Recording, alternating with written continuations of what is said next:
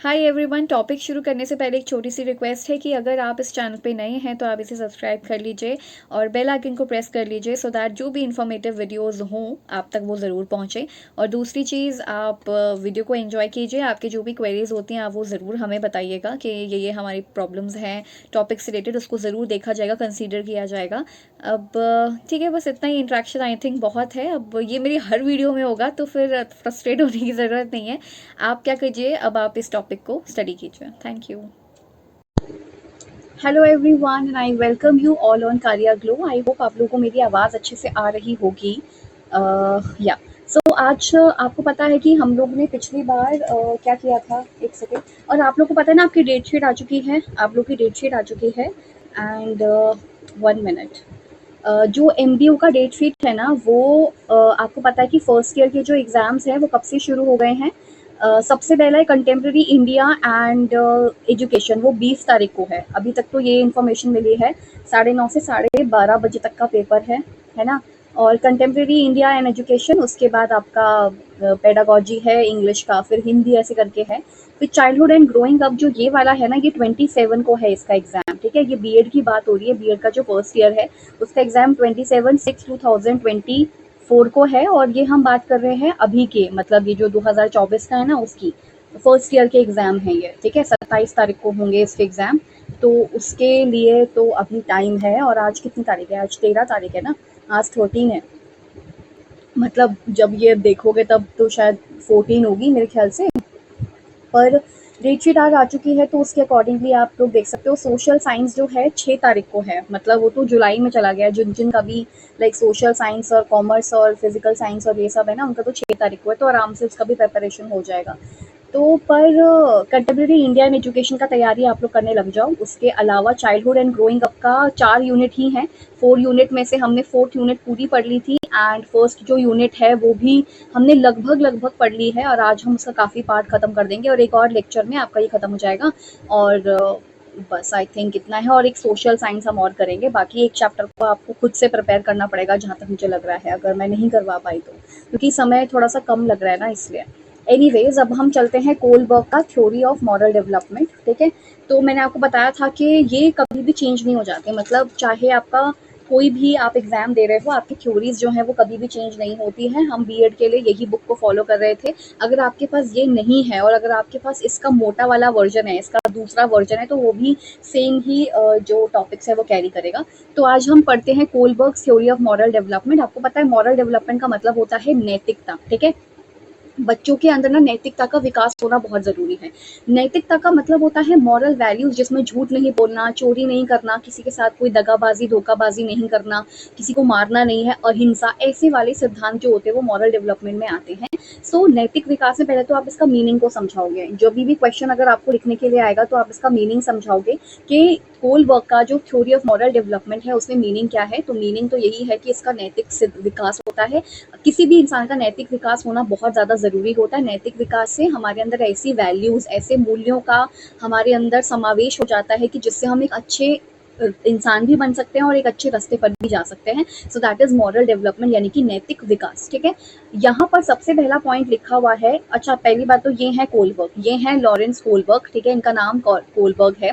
Kohlberg का moral development हम लोग पढ़ रहे हैं, यानी कि नैतिक विकास, कि बच्चों के अंदर नैतिक विकास जो है वो कैसे होता है।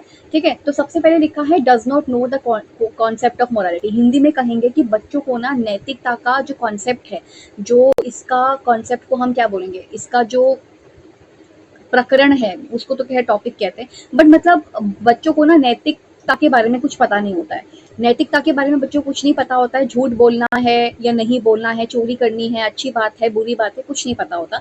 सो जो बच्चे होते हैं, स्टूडेंट्स या चिल्ड्रन या चाइल्ड जो है, does not know the concept of morality. बच्चों को नैतिकता का सिद्धांत के बारे में कुछ भी नहीं पता होता कि नैतिकता होती क्या है, ये जो हमारे मॉरल वैल्यूज होते हैं ये क्या होते हैं, बच्चों को नहीं पता होता। पर बच्चों को पता चलता है। पर कैसे पता चलता है? बच्चों को पता चलता है इसके बारे में सोसाइटी से, यानी कि जो समाज है उससे पता चलता है।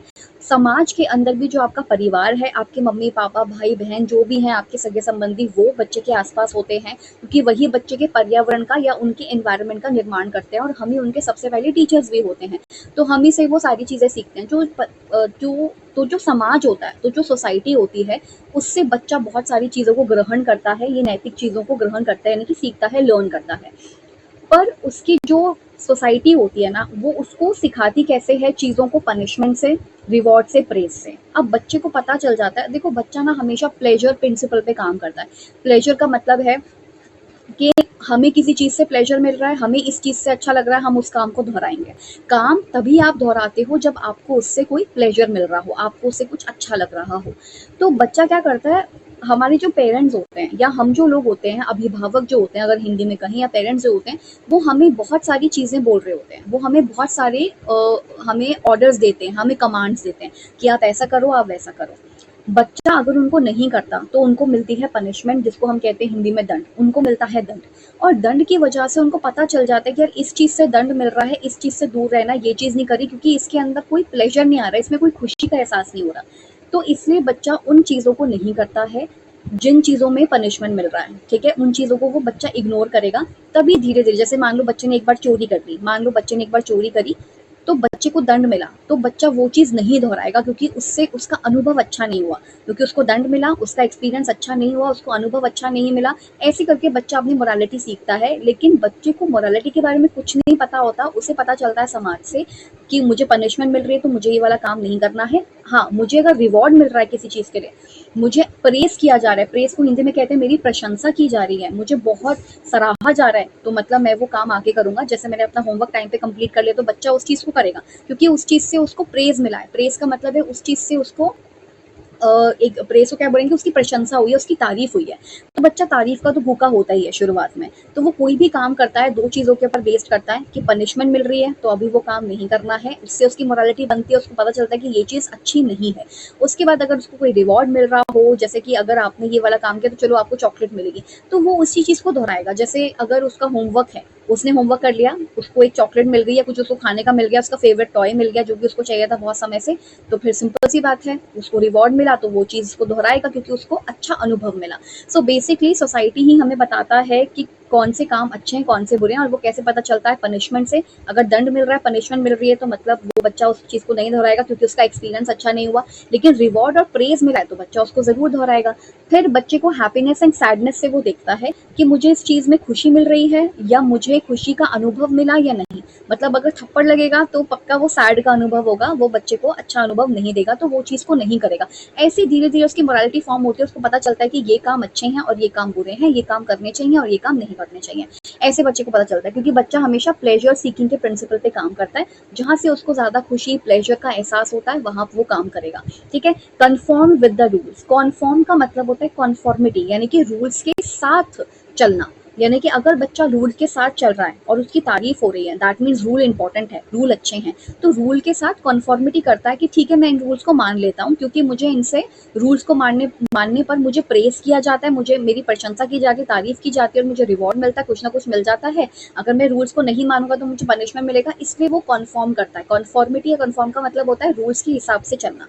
ठीक है, रेगुलेशन के हिसाब से चलता है, और जो सोशल के नॉर्म्स होते हैं यानी कि समाज के द्वारा जो बनाए हुए नॉर्म्स होते हैं उनके हिसाब से चलता है। कि जैसे घर में कोई आ जाए तो नमस्ते करनी है उनको, ठीक है, घर में कोई आ जाए तो उनको पानी पूछना है, घर में इवन अगर आप घर के बाहर भी हैं, मार्केट में अगर आपको कोई मिल जाता है, अपना कोई भी सदस्य या फिर कोई भी रिलेटिव या फिर कोई भी नेबर मिल जाता है तो उनको नमस्ते करनी है, अच्छे से ग्रीट करना है। तो ये सब सोशल नॉर्म्स होते हैं जो समाज हमें सिखाता है। लेकिन उससे पहले बच्चे की खुद की कोई मोरालिटी नहीं होती, वो खुद से ये चीज़ नहीं बता सकता कि क्या सही और क्या गलत है। तो सही और गलत का फैसला हम अपनी मोरालिटी पे करते हैं। जैसे कि रास्ते भर में आपको चलते चलते 500 का नोट मिल गया है, आपने वो नोट उठा लिया, ठीक है। अब वो नोट उठाने के बाद आपको आगे जाके पता चलता है कि एक बच्चा जो है रो रहा है, और वो बच्चा रो रहा है, और आपने उससे पूछा कि आप क्यों रो रहे हो, काफी देर से रो रहा था, आपने देखा उसको कि वो रो रहा है, उसने पूछा, उसने कहा कि मेरा 500 का नोट मिसिंग है, वो गिर गया, मुझे घर वालों ने सामान लाने के लिए कहा था। अब ऐसे में आप क्या करोगे? तो ये मोरालिटी है कि आप कैसा डिसीजन लोगे। वो 500 का नोट आप खुद रख लोगे, ठीक है, या फिर वो 500 रुपए का नोट आप उस बच्चे को दोगे कि देखो दोबारा ऐसा नहीं करना है, कभी भी अगर आप ऐसा कोई, अगर आप ऐसा केयरलेस करोगे ना तो आपको कोई भी देगा नहीं।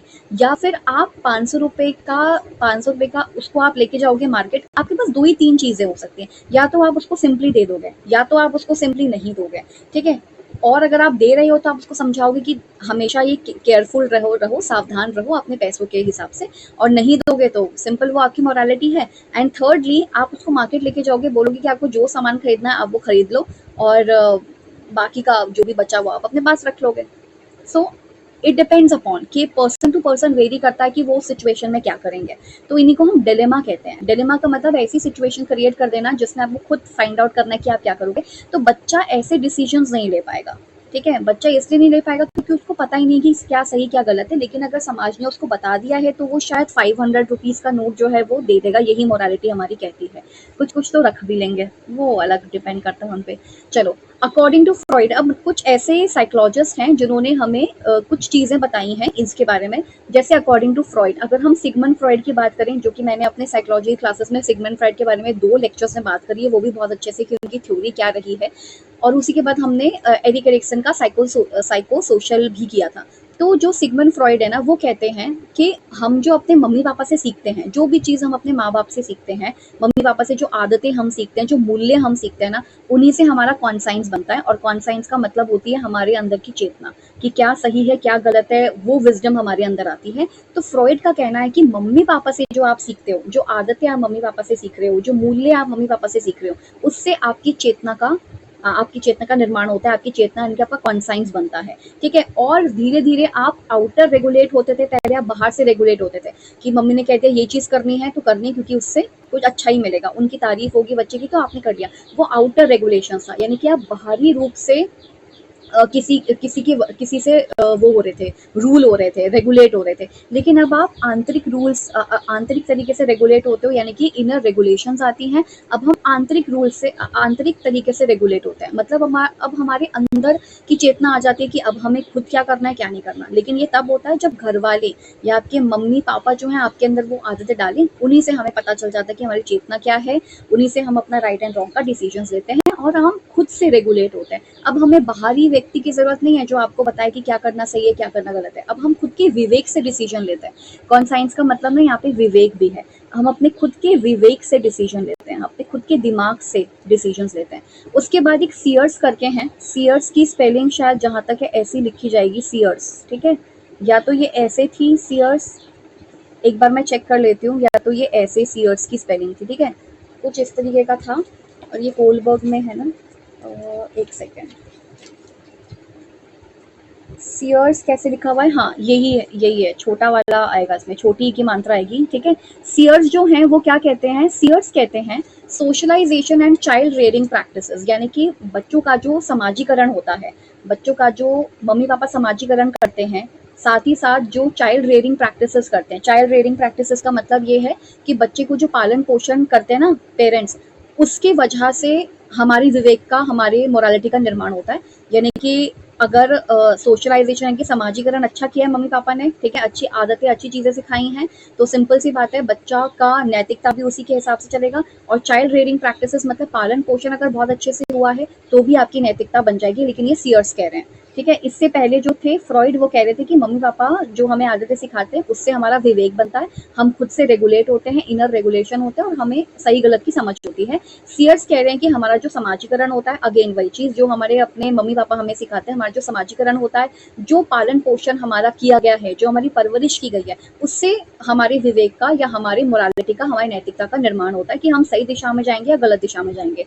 फिर बेंड्यूरा और वॉल्टर्स जो है वो सोशल लर्निंग की बात करते हैं कि हम समाज को देख करके सीखते हैं। यहाँ पे जो वर्ड लिखा है ना मॉडल्स, मॉडल्स का मतलब होता है कि प्रतिरूप, यानी कि हमारे सामने जो मॉडल प्रेजेंट है, हम जिनको रोल मॉडल मान रहे हैं, उनको देख करके हम समझते हैं मम्मी पापा भाई बहन ये सब क्या कर रहे हैं, किस चीज में, मतलब ये अच्छी चीज को फॉलो कर रहे हैं, बेकार चीज को फॉलो कर रहे हैं। तो बेंड्यूरा और वॉल्टर कहते हैं कि हम ना सोशल यानी कि समाज को देख करके सीखते हैं, और मॉडल्स के रूप में सीखते हैं। मॉडल का मतलब है कि हमारे सामने कोई ना कोई एज अ मॉडल हमारे सामने हमेशा होता ही है, और वो या तो हमारे मम्मी पापा हो सकते हैं, भाई बहन हो सकते हैं, अध्यापक हो सकते हैं। तो यहाँ पे लिखा है नमूने, ठीक है, मतलब ये मॉडल मतलब होता है नित्य नमूना।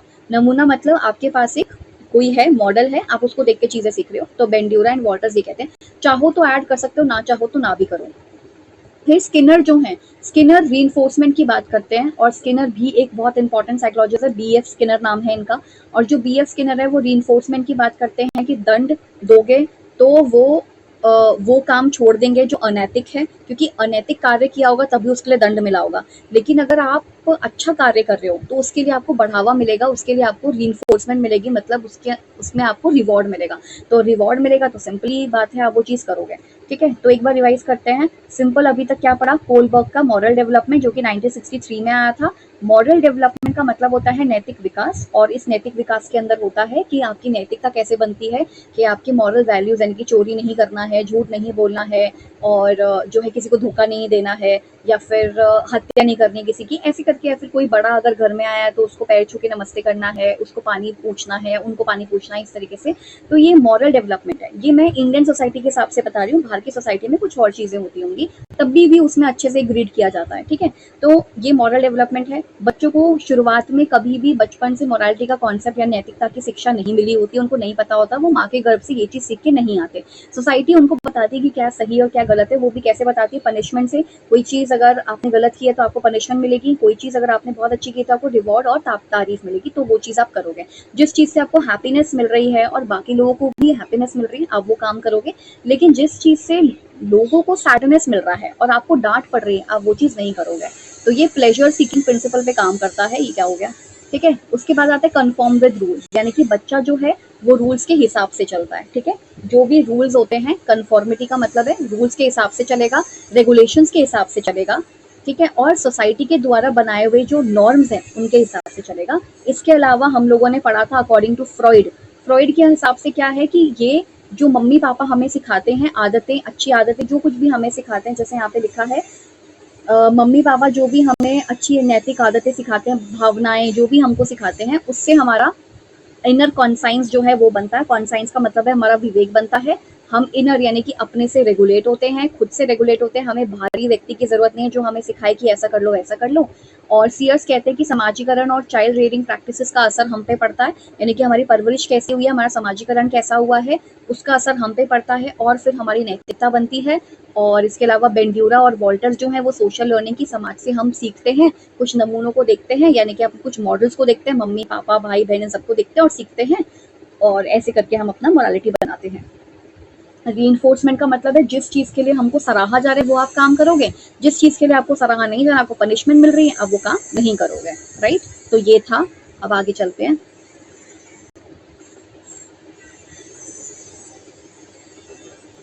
सो नेक्स्ट है यहाँ पे Kohlberg theory of moral development में ये कुछ स्टेजेस बताई हुई हैं और इसमें क्या क्या हो रहा है ये सब बताया हुआ है। अच्छा देखो, सबसे पहले कोलबर्ग ने क्या किया है ना, कोलबर्ग ने 3 लेवल्स बताए हैं। First level, second level, third level बताया है। फर्स्ट लेवल को प्री कन्वेक्शनल कहा है। इसके अंदर 2 स्टेजेस होती हैं। ठीक है, लेवल 1 है, इसमें 2 स्टेजेस हैं। लेवल 2 है, देखो लेवल 1 में 2 स्टेजेस, लेवल 2 में भी 2 स्टेजेस, लेवल 3 में भी 2 स्टेजेस, ऐसे करके बताया हुआ है। पहला है प्री कन्वेक्शनल, फिर सेकेंड कन्वेक्शनल, फिर है पोस्ट कन्वेक्शनल। प्री कन्वेक्शनल का मतलब क्या है, ये देखो यहाँ पे लिखा है प्री कन्वेक्शन। अभी ऐसा समझ लेते हैं, यहाँ पे लिखा है ओबीडियंस एंड पनिशमेंट ओरिएंटेशन। एक काम करते हैं, पहले ना थ्योरी समझते हैं, उसी के बाद इस फोटो पर आएंगे, तब जाके ज्यादा अच्छे से समझ आएगा। ठीक है, पर पहला क्या है, पहला जो है वो है प्री कन्वेक्शनल। ठीक है, प्री कन्वेक्शनल का मतलब होता है जिसको हम पूर्व, इसको हम कहते हैं पूर्व कन्वेक्शनल, पूर्व कन्वेक्शन भी कह सकते हैं। और इसमें हिंदी में और एक और दे रखा है, क्या है वो,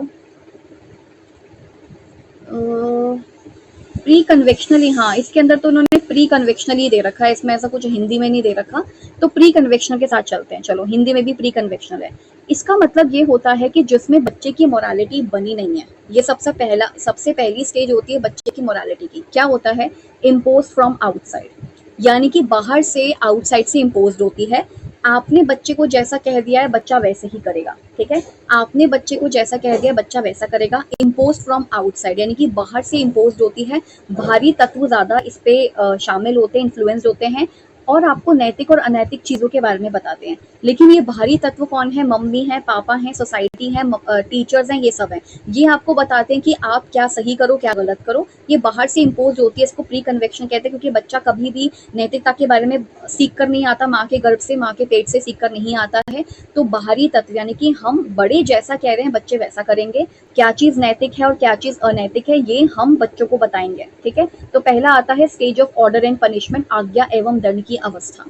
इसमें क्या होता है, स्टेज ऑफ ऑर्डर, सबसे पहले आप बच्चों को ऑर्डर देते हो। ऑर्डर का मतलब है आप बच्चों को कुछ पालन करने के लिए बोलते हो कि बच्चा आपकी आज्ञा का पालन करता है, मतलब आप कुछ कमांड देते हो, बच्चा उसको पालन करता है, उसका पालन करता है।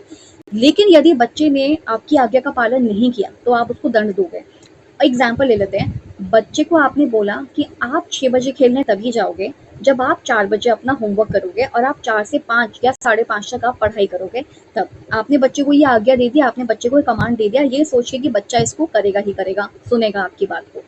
तो बच्चे ने आपकी बात नहीं सुनी, उससे अपना पूरा 4 से 5:30 बजे का टाइम खराब कर दिया और वो वेट कर रहा है अब कि 6 बजे और मैं चले जाऊं खेलने के लिए। पर 5:30 बजे मम्मी आई या पापा आए, उन्होंने कॉपी चेक करी तो उसमें काम नहीं हुआ था।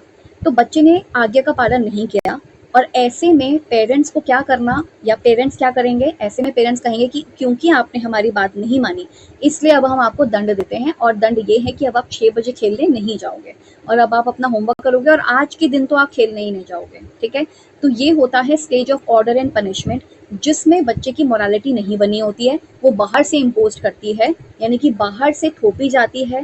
पेरेंट्स, अभिभावक, शिक्षक या कोई आपको बताता है कि आपको क्या करना है और क्या नहीं करना है।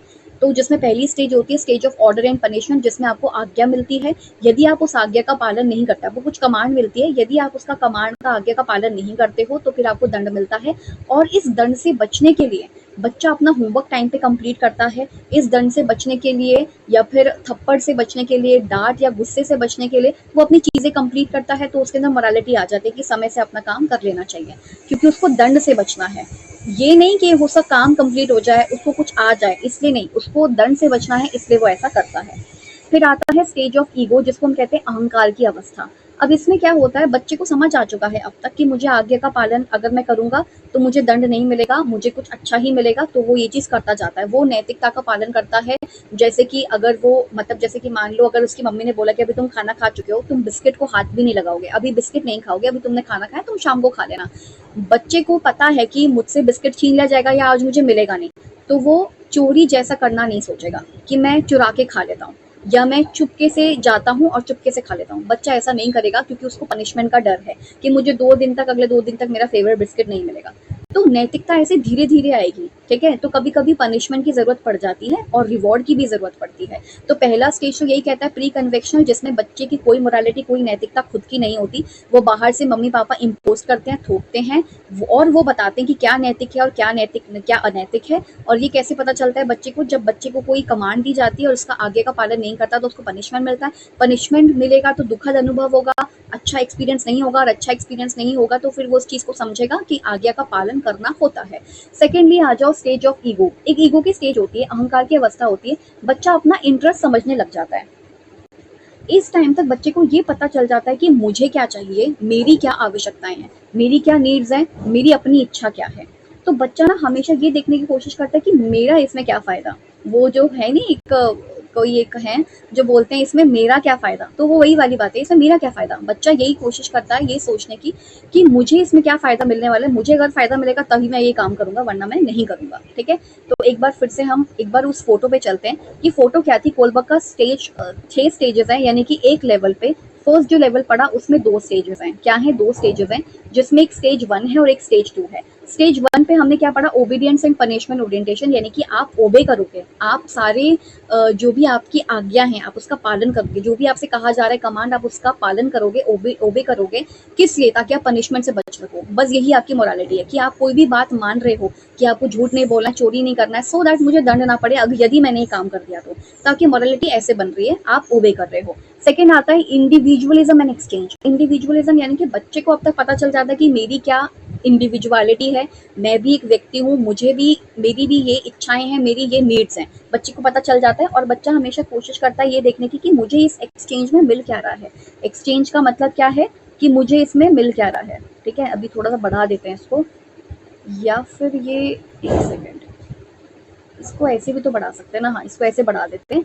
तो क्या मिला, ये ओबीडियंस एंड पनिशमेंट हो गया कि मतलब कोई भी बच्चा वो काम कर रहा है इसलिए क्योंकि उसको ओबे, मतलब वो ओबे करेगा ताकि उसको पनिशमेंट ना मिले। और एक इंडिविजुअल एंड एक्सचेंज का मतलब क्या होता है, इंडिविजुअल एंड एक्सचेंज का मतलब है कि अपनी व्यक्ति, उसको पता चलेगा कि मैं भी एक व्यक्ति हूँ और मुझे क्या मिल रहा है, मुझे एज़ अ इंडिविजुअल क्या मिल रहा है, मुझे अगर कुछ मिलेगा, मेरा कुछ फ़ायदा होगा तभी मैं वो काम करूँगा, वरना मैं वो काम नहीं करूँगा। तो ये था फर्स्ट लेवल, ठीक है? फर्स्ट लेवल हमारा कंप्लीट हो चुका है, ये हमारा फर्स्ट लेवल था।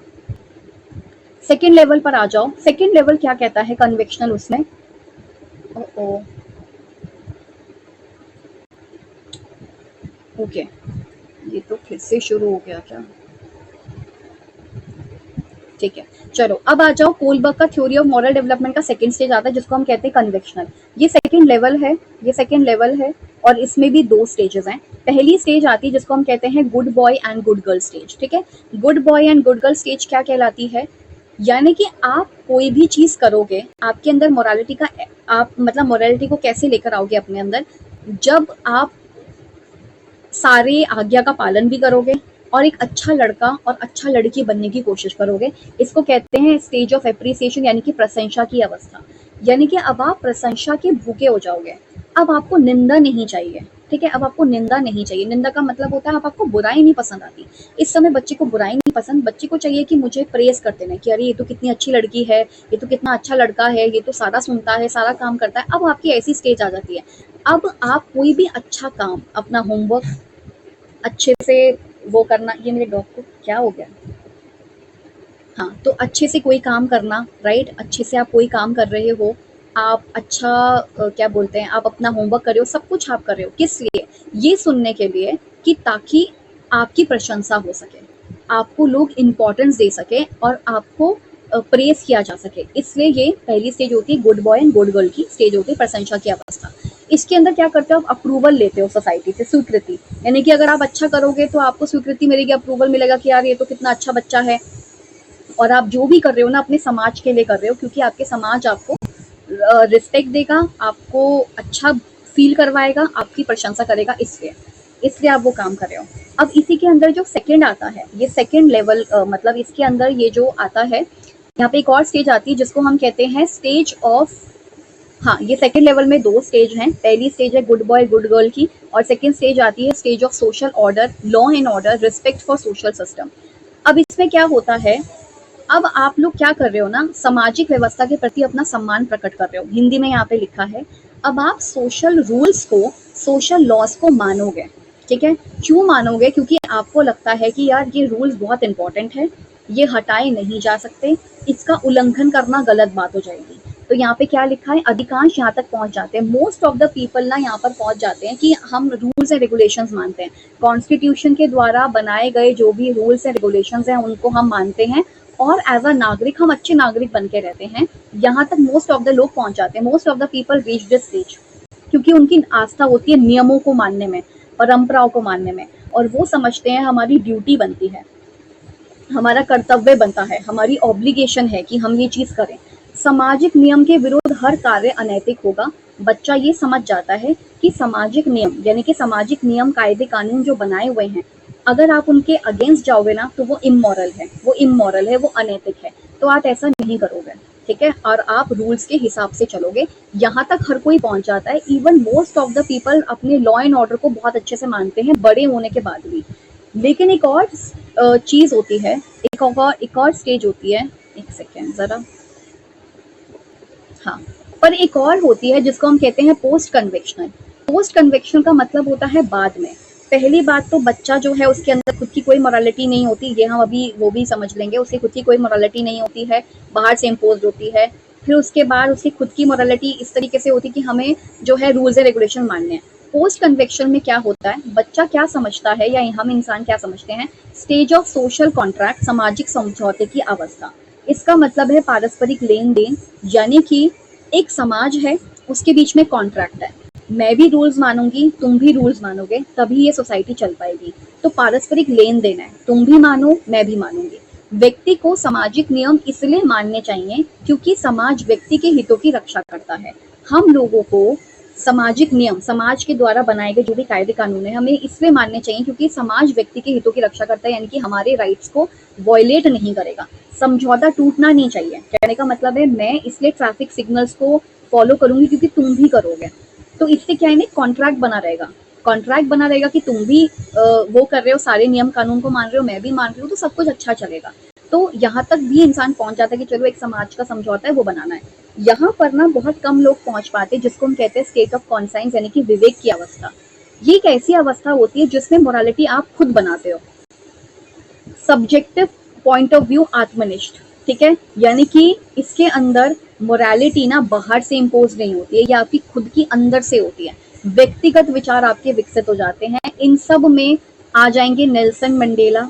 नेल्सन, अभी हमने नेल्सन मंडेला का 10th क्लास में मैंने एक चैप्टर भी बनाया है, Nelson Mandela Long Walk to Freedom, जिन्होंने अपना 30 ईयर्स वो प्रिजन में रहे। अभी जो मैं पढ़ा रही थी बच्चों को, तो मुझे मतलब मुझे भी एक नया कुछ समझने को मिला कि यूनियन बिल्डिंग प्रेटोरिया करके है, वहाँ पर उन्होंने वो पहले फर्स्ट ब्लैक प्रेसिडेंट बने। तो उन्होंने 30 साल जो सफरिंग सही है, उनके कॉमरेड्स यानी कि उनके साथियों ने जो सफरिंग सही है, जो टॉर्चर सहा है प्रिजन में, तभी भी वो डटे रहे, एकदम करेजियसली वो खड़े रहे कि हमें फ्रीडम चाहिए तो चाहिए। किससे चाहिए? वाइट पीपल रूल से चाहिए। तो ये जो नैतिकता है ना कि सह लेंगे, हमें फ्रीडम चाहिए, ये जो भी चीज़ है यहाँ तक बहुत कम लोग पहुँच पाते हैं, और ये लोग गलत चीज़ को बर्दाश्त नहीं कर पाते। इनके साथ डिस्क्रिमिनेशन होता था ना, क्योंकि रेशियल डिस्क्रिमिनेशन होता था। तो ये रेशियल डिस्क्रिमिनेशन, ये जो रंग भेद को खत्म करने का जो विचार नेल्सन मंडेला का है, जिसमें वो डटे रहे, ये यहीं से आया है। इसको हम कहते हैं विवेक की अवस्था, जिसमें आप ना अब सोसाइटी के उससे नहीं चल रहे हो, रूल्स एंड रेगुलेशन से चल रहे होते तो वाइट पीपल के रूल से चल रहे होते, पर अब आपके अंदर का खुद का कॉन्साइंस, आपके खुद का विवेक जाग चुका है। आप अपने व्यक्तिगत विचार विकसित कर चुके हो कि हमें फ्रीडम लेनी है, वाइट पीपल रूल से तो लेनी है। ये आत्मनिष्ठ है, आप आपके विचार आत्मनिष्ठ हो जाते हैं। व्याख्या आप अपने अनुसार करते हो, नियमों को आप चुनौती देते हो। जैसे कि वाइट पीपल रूल में कहा गया था, या फिर अगर आप हिटलर की बात करें तो उन्होंने जूस को बहुत परेशान किया था। वो बच्चे जो हैं स्कूल नहीं जा सकते थे। किसी ना किसी ने तो चुनौती देने की कोशिश की होगी ना। नियमों को चुनौती देना ही ये होता है कि हम उस नियम के हिसाब से नहीं चलेंगे। हमारी कंट्री में भी नियम बना हुआ था, तो उसको चुनौती देने वाले बहुत लोग थे। सुभाष चंद्र बोस हैं, जो गांधी जी हैं वो हैं, ऐसे करके बहुत सारे लोग हैं जिन्होंने नियमों को चुनौती दी है कि हम ब्रिटिश रूल से, हम वाइट पीपल रूल से नहीं रूल्ड होना चाहते। अब हमें खुद अपने हाथ में कमांड चाहिए। तो ये नियमों को चुनौती देने यहाँ तक लोग बहुत कम पहुँचते, पर पहुँच जाते हैं, और वो लोग फिर इतिहास रचते हैं। यही चीज़ यहाँ पे लिखी हुई है। इसके अलावा और क्या है, एक बार हम इसको रिवाइज करेंगे, ठीक है, उसी के बाद आगे चलेंगे। ओके, सो मैं आपको वही बता रही थी कि कोलबर्ग का जो थ्योरी ऑफ मॉरल डेवलपमेंट है 1963 में आया था। बच्चों को मोरालिटी का कॉन्सेप्ट नहीं पता होता, उनको पता चलता है अगर मोरालिटी का कॉन्सेप्ट तो कैसे सोसाइटी उनको बताती क्या सही है क्या गलत है, पनिशमेंट के हिसाब से बताती है कि पनिशमेंट देख के समझाती है कि ये चीज़ आप गलत कर रहे हो, या फिर अच्छी चीज़ होती है जिस चीज़ को बच्चा मतलब जिस चीज़ से मोटिवेशन आया वो चीज़ आगे करे तो उसके लिए रिवॉर्ड और प्रेज भी करती है। हैप्पीनेस, बच्चा अगर किसी चीज़ में खुशी महसूस करता है और उसको डांट नहीं पड़ रही है तो वो चीज़ वो आगे दोहराएगा, और जिस चीज़ में उसको सैडनेस मिल रहा है, जो चीज़ उसको जिस चीज़ उसको डांट पड़ी है तो वो चीज़ वो नहीं करेगा। वो रूल्स के हिसाब से चलता है, रेगुलेशन और सोसाइटी के सोशल नॉर्म, जो समाज के बनाए हुए कानून है उनके हिसाब से चलता है। फ्रॉइड क्या कहते हैं कि बच्चों के अंदर कोई मोरालिटी नहीं होती, जो पेरेंट्स सिखाते हैं उसी से बच्चे का विवेक बनता है, कॉन्साइंस बनता है, और वो इनर से रेगुलेट होता है, वो बाहरी रूप से रेगुलेट नहीं होता, उसको कोई बताने वाला नहीं होता कि ऐसा कर लो वैसा कर लो। फिर आते हैं सीयर्स कहते हैं कि हम जो है सामाजिक, जो हमारा जो समाजीकरण होता है और जो परवरिश हमारी होती है उससे हमारा जो नैतिक ये डेवलपमेंट है, नैतिक विकास है, वो होता है। बेंड्यूरा एंड वॉल्टर्स कहते हैं कि हम समाज को देख करके सीखते हैं, कुछ नमूने, कुछ मॉडल्स होते हैं, उनको देख करके हम सीखते हैं, उनसे हम अपना नैतिकता का विकास करते हैं और हमारे जो वैल्यूज है वो बनते हैं।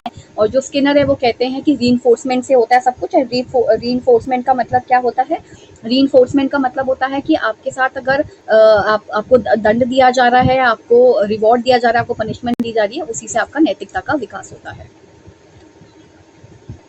फिर आता है ये, फिर हमने ये वाला पढ़ लिया था कि जो पहला स्टेज होता है प्री कन्वेक्शन, उसको पहला लेवल कहते हैं।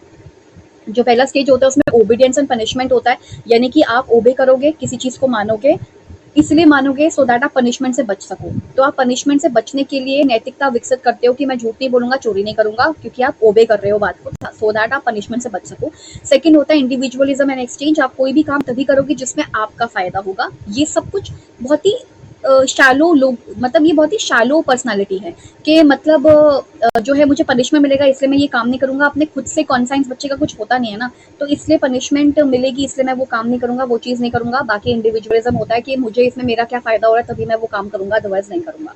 फिर सेकंड कन्वेक्शनल मोरालिटी, हिंदी में भी कन्वेक्शनली ये नैतिकता का विकास ही लिखेंगे कि इसका ये लेवल होता है। इसमें गुड इंटरपर्सनल रिलेशंस बनाते हो आप, यानी कि समाज को ये दिखाते हो कि मैं अच्छा लड़का हूँ या मैं अच्छी लड़की हूँ। आप अपनी रिलेशन सबसे अच्छा रखना चाहते हो सो दैट आपको प्रेज करें, सभी आपकी तारीफ करें, आपको निंदा अच्छी नहीं लगती है। फिर मेंटेनिंग सोशल ऑर्डर, फिर उसके बाद आपके अंदर एक ऐसी इसी समय में आके एक और स्टेज आती है कि रूल्स रेगुलेशन को मानने हैं, क्योंकि rules and regulations he important होते हैं सोसाइटी में। सोसाइटी चलती ही उसी से है। इसके बजाय आप कुछ भी और कर रहे हो ना तो ये अनैतिक है, फिर ये इमोरलिटी है। तो आपको रूल्स रेगुलेशंस मानने पड़ेंगे, बहुत ही रिलीजियसली रूल्स एंड रेगुलेशंस को मानते हैं। यहाँ तक हर कोई पहुंच जाता है, लेकिन इस थर्ड लेवल पे बहुत कम लोग पहुंच पाते हैं, जिसमें सोशल कॉन्ट्रैक्ट और इंडिविजुअल राइट्स होते हैं, जिसमें वो हर एक इंसान के राइट्स को इंपॉर्टेंस देते हैं। राइट्स मतलब अधिकारों को इंपॉर्टेंस देते हैं। सोशल कॉन्ट्रैक्ट को मानते हैं कि देखो हमारा समाज ना ऐसे चलता है कि आधा मैं करती हूँ आधा तुम करो। सिर्फ मेरे सराउंडिंग्स क्लीन रखने से कुछ नहीं होगा, मेरा हेल्थ अच्छा होगा लेकिन इन्वायरमेंट बर्बाद हो जाएगा। आपको भी उतना ही अच्छे लेवल पे काम करना है। ये सोशल कॉन्ट्रैक्ट है कि आधा तुम अपनी तरफ से साफ सफाई रखो, एनवायरनमेंट में पर्यावरण में पेड़ पौधे लगाओ, आधा मैं करती हूँ। आधा मैं पॉल्यूशन से बचाती हूँ, आधा तुम बचाओ, यही सोशल कॉन्ट्रैक्ट है। आधा तुम रूल्स एंड रेगुलेशंस को मानो, मैं भी मानती हूँ रूल्स एंड रेगुलेशंस को, तभी चीजें हो पाएंगी। फिर आता है universal principle, and universal principle का मतलब है कि अब आपके जो प्रिंसिपल्स हैं वो आप खुद बनाते हो। नैतिकता मतलब जैसे कि चोरी अगर करनी गलत बात है, ठीक है, वैसे तो चोरी करनी गलत बात है, लेकिन कुछ इंस्टेंसेस में कुछ अगर क्या मतलब है कि कुछ चीज़ों में अगर चोरी कर भी ली जाए, कोई सर्कमस्टांसेस कोई सिचुएशन में कर भी ली जाए, तो एक व्यक्ति के हिसाब से वो भी ठीक होगा। तो आप अपनी खुद की मोरालिटी बनाते हो, इसमें कोई सही या कोई गलत कुछ नहीं है जो पहले से चला आ रहा है, इसमें आप खुद की बनाते हो। और इसका एग्जाम्पल मैंने आपको दे ही दिया था, ठीक है। फिर हमने इसके अंदर पढ़ा कि प्री कन्वेक्शन में बाहर से थोपी जाती है, ठीक है, बाहरी तत्व होते हैं सारे, और ऑर्डर ऑफ पनिशमेंट, आप आज्ञा का पालन करोगे तो ही आपको फिर आपका सब कुछ अच्छा होगा, मतलब सब लोग आपको प्रेस करेंगे। लेकिन अगर आपने आज्ञा का पालन नहीं किया तो फिर आपको दंड मिलेगा। अहंकार वाला होता है क्योंकि बच्चा अपना इंटरेस्ट और अपनी आवश्यकता खुद जान जाता है, ये सब लिख के आना है, ठीक है।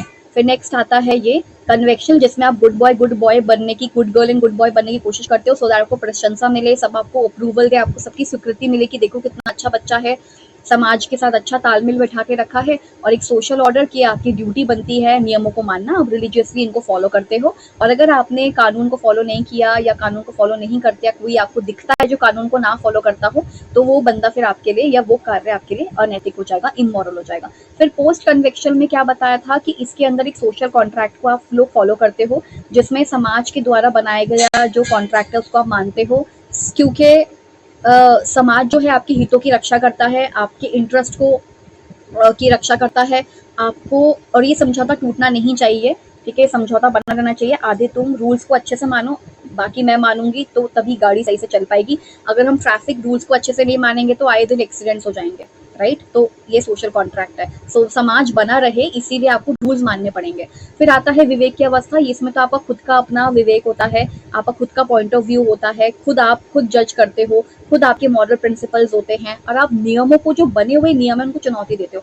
नेल्सन मंडेला कभी भी एक black president, first black president south Africa के नहीं बन पाते यदि वो या उनके जैसे कॉमरेड्स या उनके जैसे साथी चुनौती नहीं देते व्हाइट पीपल रूल को, कि ये रूल क्यों है, किस लिए बनाया, किन लोगों ने बनाया है। जब तक आप चुनौती नहीं दोगे तब तक आप यहाँ से बाहर नहीं निकल पाओगे, ठीक है। यही मोरालिटी है यहाँ पे। और फिर इसके बाद यहाँ पर ये आ जाता है कि प्री कन्वेक्शन में ओबीडियंस एंड पनिशमेंट, यानी कि आप ओबे करते हो, आगे का पालन करते हो, सो दैट पनिशमेंट से बच सको। Behaviour driven bye avoiding punishment, आप पनिशमेंट को अवॉइड करना चाहते हो कि ताकि हमें पनिशमेंट ना मिले। फिर आता है इंडिविजुअल इंटरेस्ट, यानी कि अपना इंटरेस्ट देखते हो कि मुझे किस में फायदा है। Behaviour driven by self interest and reward, मुझे क्या मिलेगा तभी मैं वो चीज़ करूंगा, वही मैं झूठ नहीं बोलूंगा पर मुझे कुछ मिलना चाहिए, मैं तभी आपसे झूठ नहीं बोलूँगा, बच्चा ऐसे चलता है। फिर उसके बाद सेकंड आता है, जो सेकंड लेवल है उसमें थर्ड स्टेज आती है interpersonal behaviour driven by social approval, यानी कि समाज ने आपको हरी झंडी दिखा दिया, आपको थम्स अप दिखा दिया कि आपसे बढ़िया और कोई नहीं है, यानी कि आप गुड बॉय और गुड गर्ल की स्टेज में हो। फिर फोर्थ आता है behaviour driven by obeying authority and conforming to social order. आप अथॉरिटी को ओबे करते हो, आप सारे जो रूल्स एंड रेगुलेशंस हैं उनको मानते हो क्योंकि ये इंपॉर्टेंट है और आप इनको मानोगे ही। उसके बाद फिफ्थ स्टेज आता है लेवल 3 का सोशल कॉन्ट्रैक्ट, यानी कि आप इसमें समाज का जो समझौता है उसको बिगड़ने नहीं देते, उसको बना के रखते हो। Behaviour driven by balance of social order and individual rights, आपके इंडिविजुअल राइट्स और समाज क्या चाहता है उसमें आप तालमेल बैठा के रखते हो। एंड यूनिवर्सल एथिक्स, यानी कि behaviour driven by internal moral principle, मेरे जो खुद के इंटरनल मॉरल प्रिंसिपल है उससे चीजें चलती हैं। ये भी वही सेम चीज है, अवॉइडिंग पनिशमेंट, पनिशमेंट अवॉइड कर रहे हो और आपका सेल्फ इंटरेस्ट है, ये दोनों इसको प्री कन्वेक्शन कहते हैं। 3 to 7 की एज में होता है क्योंकि बच्चा अपना इंटरेस्ट देखता है कि मुझे मतलब बिस्किट खाने के लिए मिलेगा, मुझे जो है कुछ नया सनफीस्ट खाने को मिलेगा। यार मेरे पास ना अभी एक्चुअली यही रखा था ना, इसलिए मैंने सनफीस्ट खेला, मतलब ये मुझे, ये क्या है, ये ना वो है कुकीज, मतलब ये वो अजवाइन कुकीज हैं, तो मुझे ये खाने के लिए मिलेगा, अगर तो मैं वो चीज़ करूंगी, अदरवाइज नहीं करूंगी। तो यहाँ पे क्या लिखा है, आप पनिशमेंट को अवॉइड करोगे, सेल्फ इंटरेस्ट को, आपका सेल्फ इंटरेस्ट सर्वोपरि होगा। ये 3 से 6 7 का एज होता है। मॉरल रीजनिंग बेस्ड और रिवॉर्ड एंड पनिशमेंट, कि मुझे रिवॉर्ड मिलेगा, मुझे पनिशमेंट मिलेगा, इसलिए मैं वो चीज़ करूंगा या करूंगी। फिर आता है 8 से 13, जो ये वाली होती है, लॉ एंड ऑर्डर को मानेंगे और गुड बॉय गुड गर्ल बन के रहेंगे, ठीक है। और इसमें तो आपका इंटरनल पर्सनल एथिक्स होता है, आप खुद से जो सोचते हो वही सब होता है, ये अडल्टहुड में होता है, यानी कि 13 के बाद ही होगा। और ये आपके प्रिंसिपल्स होते हैं कि आपके खुद के अंदर के प्रिंसिपल्स होंगे, ठीक है। अच्छा, ये थोड़ा सा ना मिटा मिटा सा ब्लर है, बट प्री कन्वेक्शन ये सबसे छोटा लेवल होता है जिसमें आप एक्टिंग करते हो ताकि आप, मतलब आप कोई भी काम कर रहे हो ताकि आप पनिशमेंट अवॉइड कर सको। Acting to further one's own self interest, आप अपने बारे में सोच रहे हो कि मुझे क्या मिल रहा है, तभी वो आप काम कर रहे हो। सेकेंड लेवल पे आएगा थर्ड की meeting the expectation of others, यानी कि आप गुड गर्ल हो, गुड बॉय हो और आप दूसरों की एक्सपेक्टेशंस के हिसाब से चल रहे हो कि दूसरे आपसे क्या आशाएं लगाए हुए हैं कि बच्चा अच्छा है बुरा है, उसी हिसाब से चल रहे हो, आपको निंदा पसंद नहीं है। फिर इसी की फोर्थ स्टेज में क्या होता है, upholding laws to meet social expectation, और आप लॉज को बहुत अच्छे से मानते हो। लेकिन जो थर्ड आता है जिसको हम कहते हैं कन्वेक्शनल लेवल, इसमें आप अपनी ड्यूटीज मानते हो, इसमें personal values to achieve social consciousness, यानी कि आप समाज और अपने बीच में, अपने राइट्स के बीच में तालमेल बिठाते हो, साथ में आप खुद मॉरल प्रिंसिपल को सेलेक्ट करते हो। राइट, ये था हमारा कोलबर्ग का मॉरल डेवलपमेंट। इसके बाद एक एरिक एरिक्सन का है, एरिक, ये अगर मैं सही लिख रही हूँ तो एरिक्सन्स लिखा है ना इन्होंने, एरिक्सन्स का है psycho social development, psycho social development. ये मैं ऑलरेडी जो वाली क्लास है ना, यहाँ पर आ जाते हैं, ये जो मेरी वो वाली क्लास है जिसमें मैंने साइकोलॉजी समझाई हुई है, उसके अंदर मैंने सिगमंड फ्रॉइड और एरिक एरिक्सन कराया हुआ है। आप चाहे तो वहाँ से भी देख सकते हो, चाहे तो आप थोड़ा सा वेट कर लो, ये मैं एज अ, मतलब क्या बोलते हैं उसको, एज अ रिविजन के पर्पस के लिए ले आऊंगी।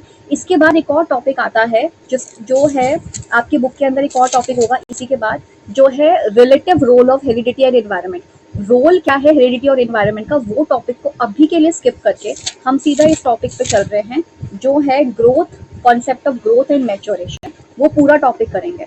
देखो हमारे पास क्या क्या है पढ़ने के लिए, concept of growth and maturation, पहले अब बात तो हम ग्रोथ और मैच्योरेशन पढ़ेंगे। ग्रोथ हम ऑलरेडी पढ़ चुके हैं, यहाँ पे थोड़ा सा रिविजन कर लेंगे। ग्रोथ एंड मैच्योरेशन पढ़ेंगे अभी, ठीक है। साथ में मैच्योरेशन क्या होता है, ये पूरा मैच्योरेशन के लिए है। उसके बाद आप लर्निंग पढ़ोगे, लर्निंग क्या होती है।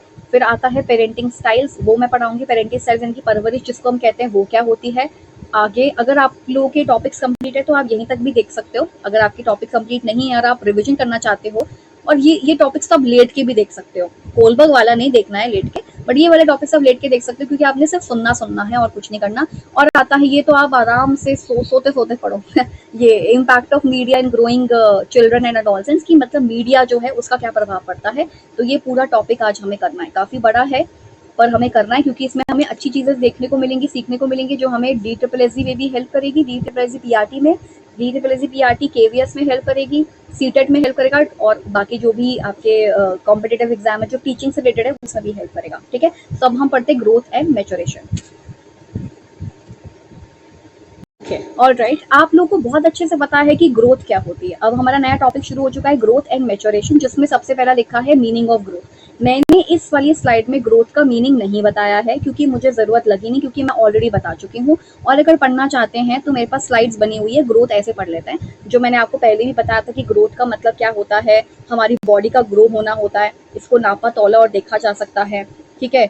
इसके अलावा और भी एक दो चीज़ें बताई थी। ग्रोथ हमेशा चलती रहती है, मतलब ग्रोथ हमेशा चलती नहीं रहती, एक टाइम के बाद रुक जाती है। मतलब जितना बॉडी का शेप हमारा बन चुका है, जितना साइज आ चुका है ऑर्गन्स का हमारा खुद का, वो एज इट इज रहता है और एक टाइम के बाद आपकी हाइट भी नहीं बढ़ती है। तो वही है ये, ग्रोथ हमेशा नहीं होती रहती, वो एक टाइम के बाद रुक जाती है। इसकी गति भले ही एक जैसी नहीं होती है, मतलब इसकी मतलब ग्रोथ जो है भले ही रुक जाती है पर इसकी गति जैसी नहीं होती। कोई बच्चा कभी बढ़ जाता है, कभी ज़्यादा बढ़ जाता है पहले ही स्टेज में, थोड़ा सा कोई जो किशोरावस्था या अडोलसेंस में बढ़ जाता है और ये एक सर्टेन एज के बाद स्टॉप हो जाती है ना। ग्रोथ जो है, ग्रोथ रेट फास्ट होता है किसी में ज़्यादा स्लो होता है, किसी में फास्ट होता है, ऐसा चलता है। एंड ग्रोथ डिपेंड करती है हमारी हेरिडिटी और हमारे इन्वायरमेंट के ऊपर, कि हमें इन्वायरमेंट से कितना कुछ खाने पीने को मिला है, कितना पोषण मिला है उस सब पे, और हमें हेरिडिटी में क्या मिला है, अपने मम्मी पापा से आनुवंशिक रूप में क्या मिला है। ये क्वांटिटेटिव होते हैं, आप इसको नंबर में काउंट कर सकते हो। आप अपना जो हाइट है वो आप देख सकते हो कि मेरा कितना हाइट है या फिर मेरा वेट कितना है, वो मेजर कर सकते हो।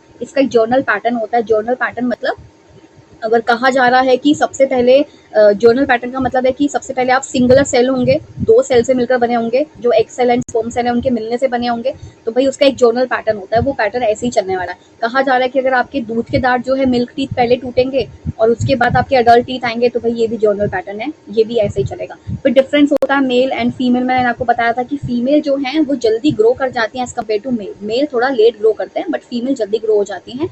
एंड जैसे जैसे आपका कद बढ़ता जाएगा, आपके भार में, आपके वेट में कमी आती जाएगी। ये सब चीज़ें हमने पढ़ी थी ग्रोथ के अंदर, तो मुझे नहीं लगता कि मुझे इसको और समझाने की ज़रूरत है। ग्रोथ तो मुझे समझाने की ज़रूरत नहीं है क्योंकि ग्रोथ का तो सिंपल फंडा है। क्या पढ़ा था हमने ग्रोथ में अभी?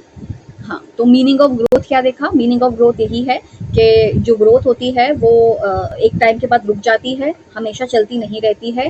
ग्रोथ के अंदर आपको आपका भारपन, जो आपका वेट है वो भी मेजर किया जाता है, आपकी जो हाइट है वो सब मेजर की जाती है, ये ग्रोथ होती है, ठीक है। और ग्रोथ एक छोटा सा टॉपिक है, मतलब एक ग्रोथ बहुत छोटी सी चीज़ है, विकास काफ़ी बड़ी चीज़ है, ठीक है। अब देखो ग्रोथ एंड मैच्योरेशन क्या है? मैच्योरेशन कहीं ना विकास से संबंधित है। जैसे जैसे आप ग्रो करते हो ना, आप धीरे धीरे मैच्योर होते जाते हो, ठीक है। अब इसको कैसे समझेंगे? अगर मान लीजिए आपने ग्रो नहीं किया है, आपकी बॉडी ने उतना ग्रो नहीं किया है, तो आप उतने मेच्योर नहीं होंगे चीज़ों को पकड़ने में।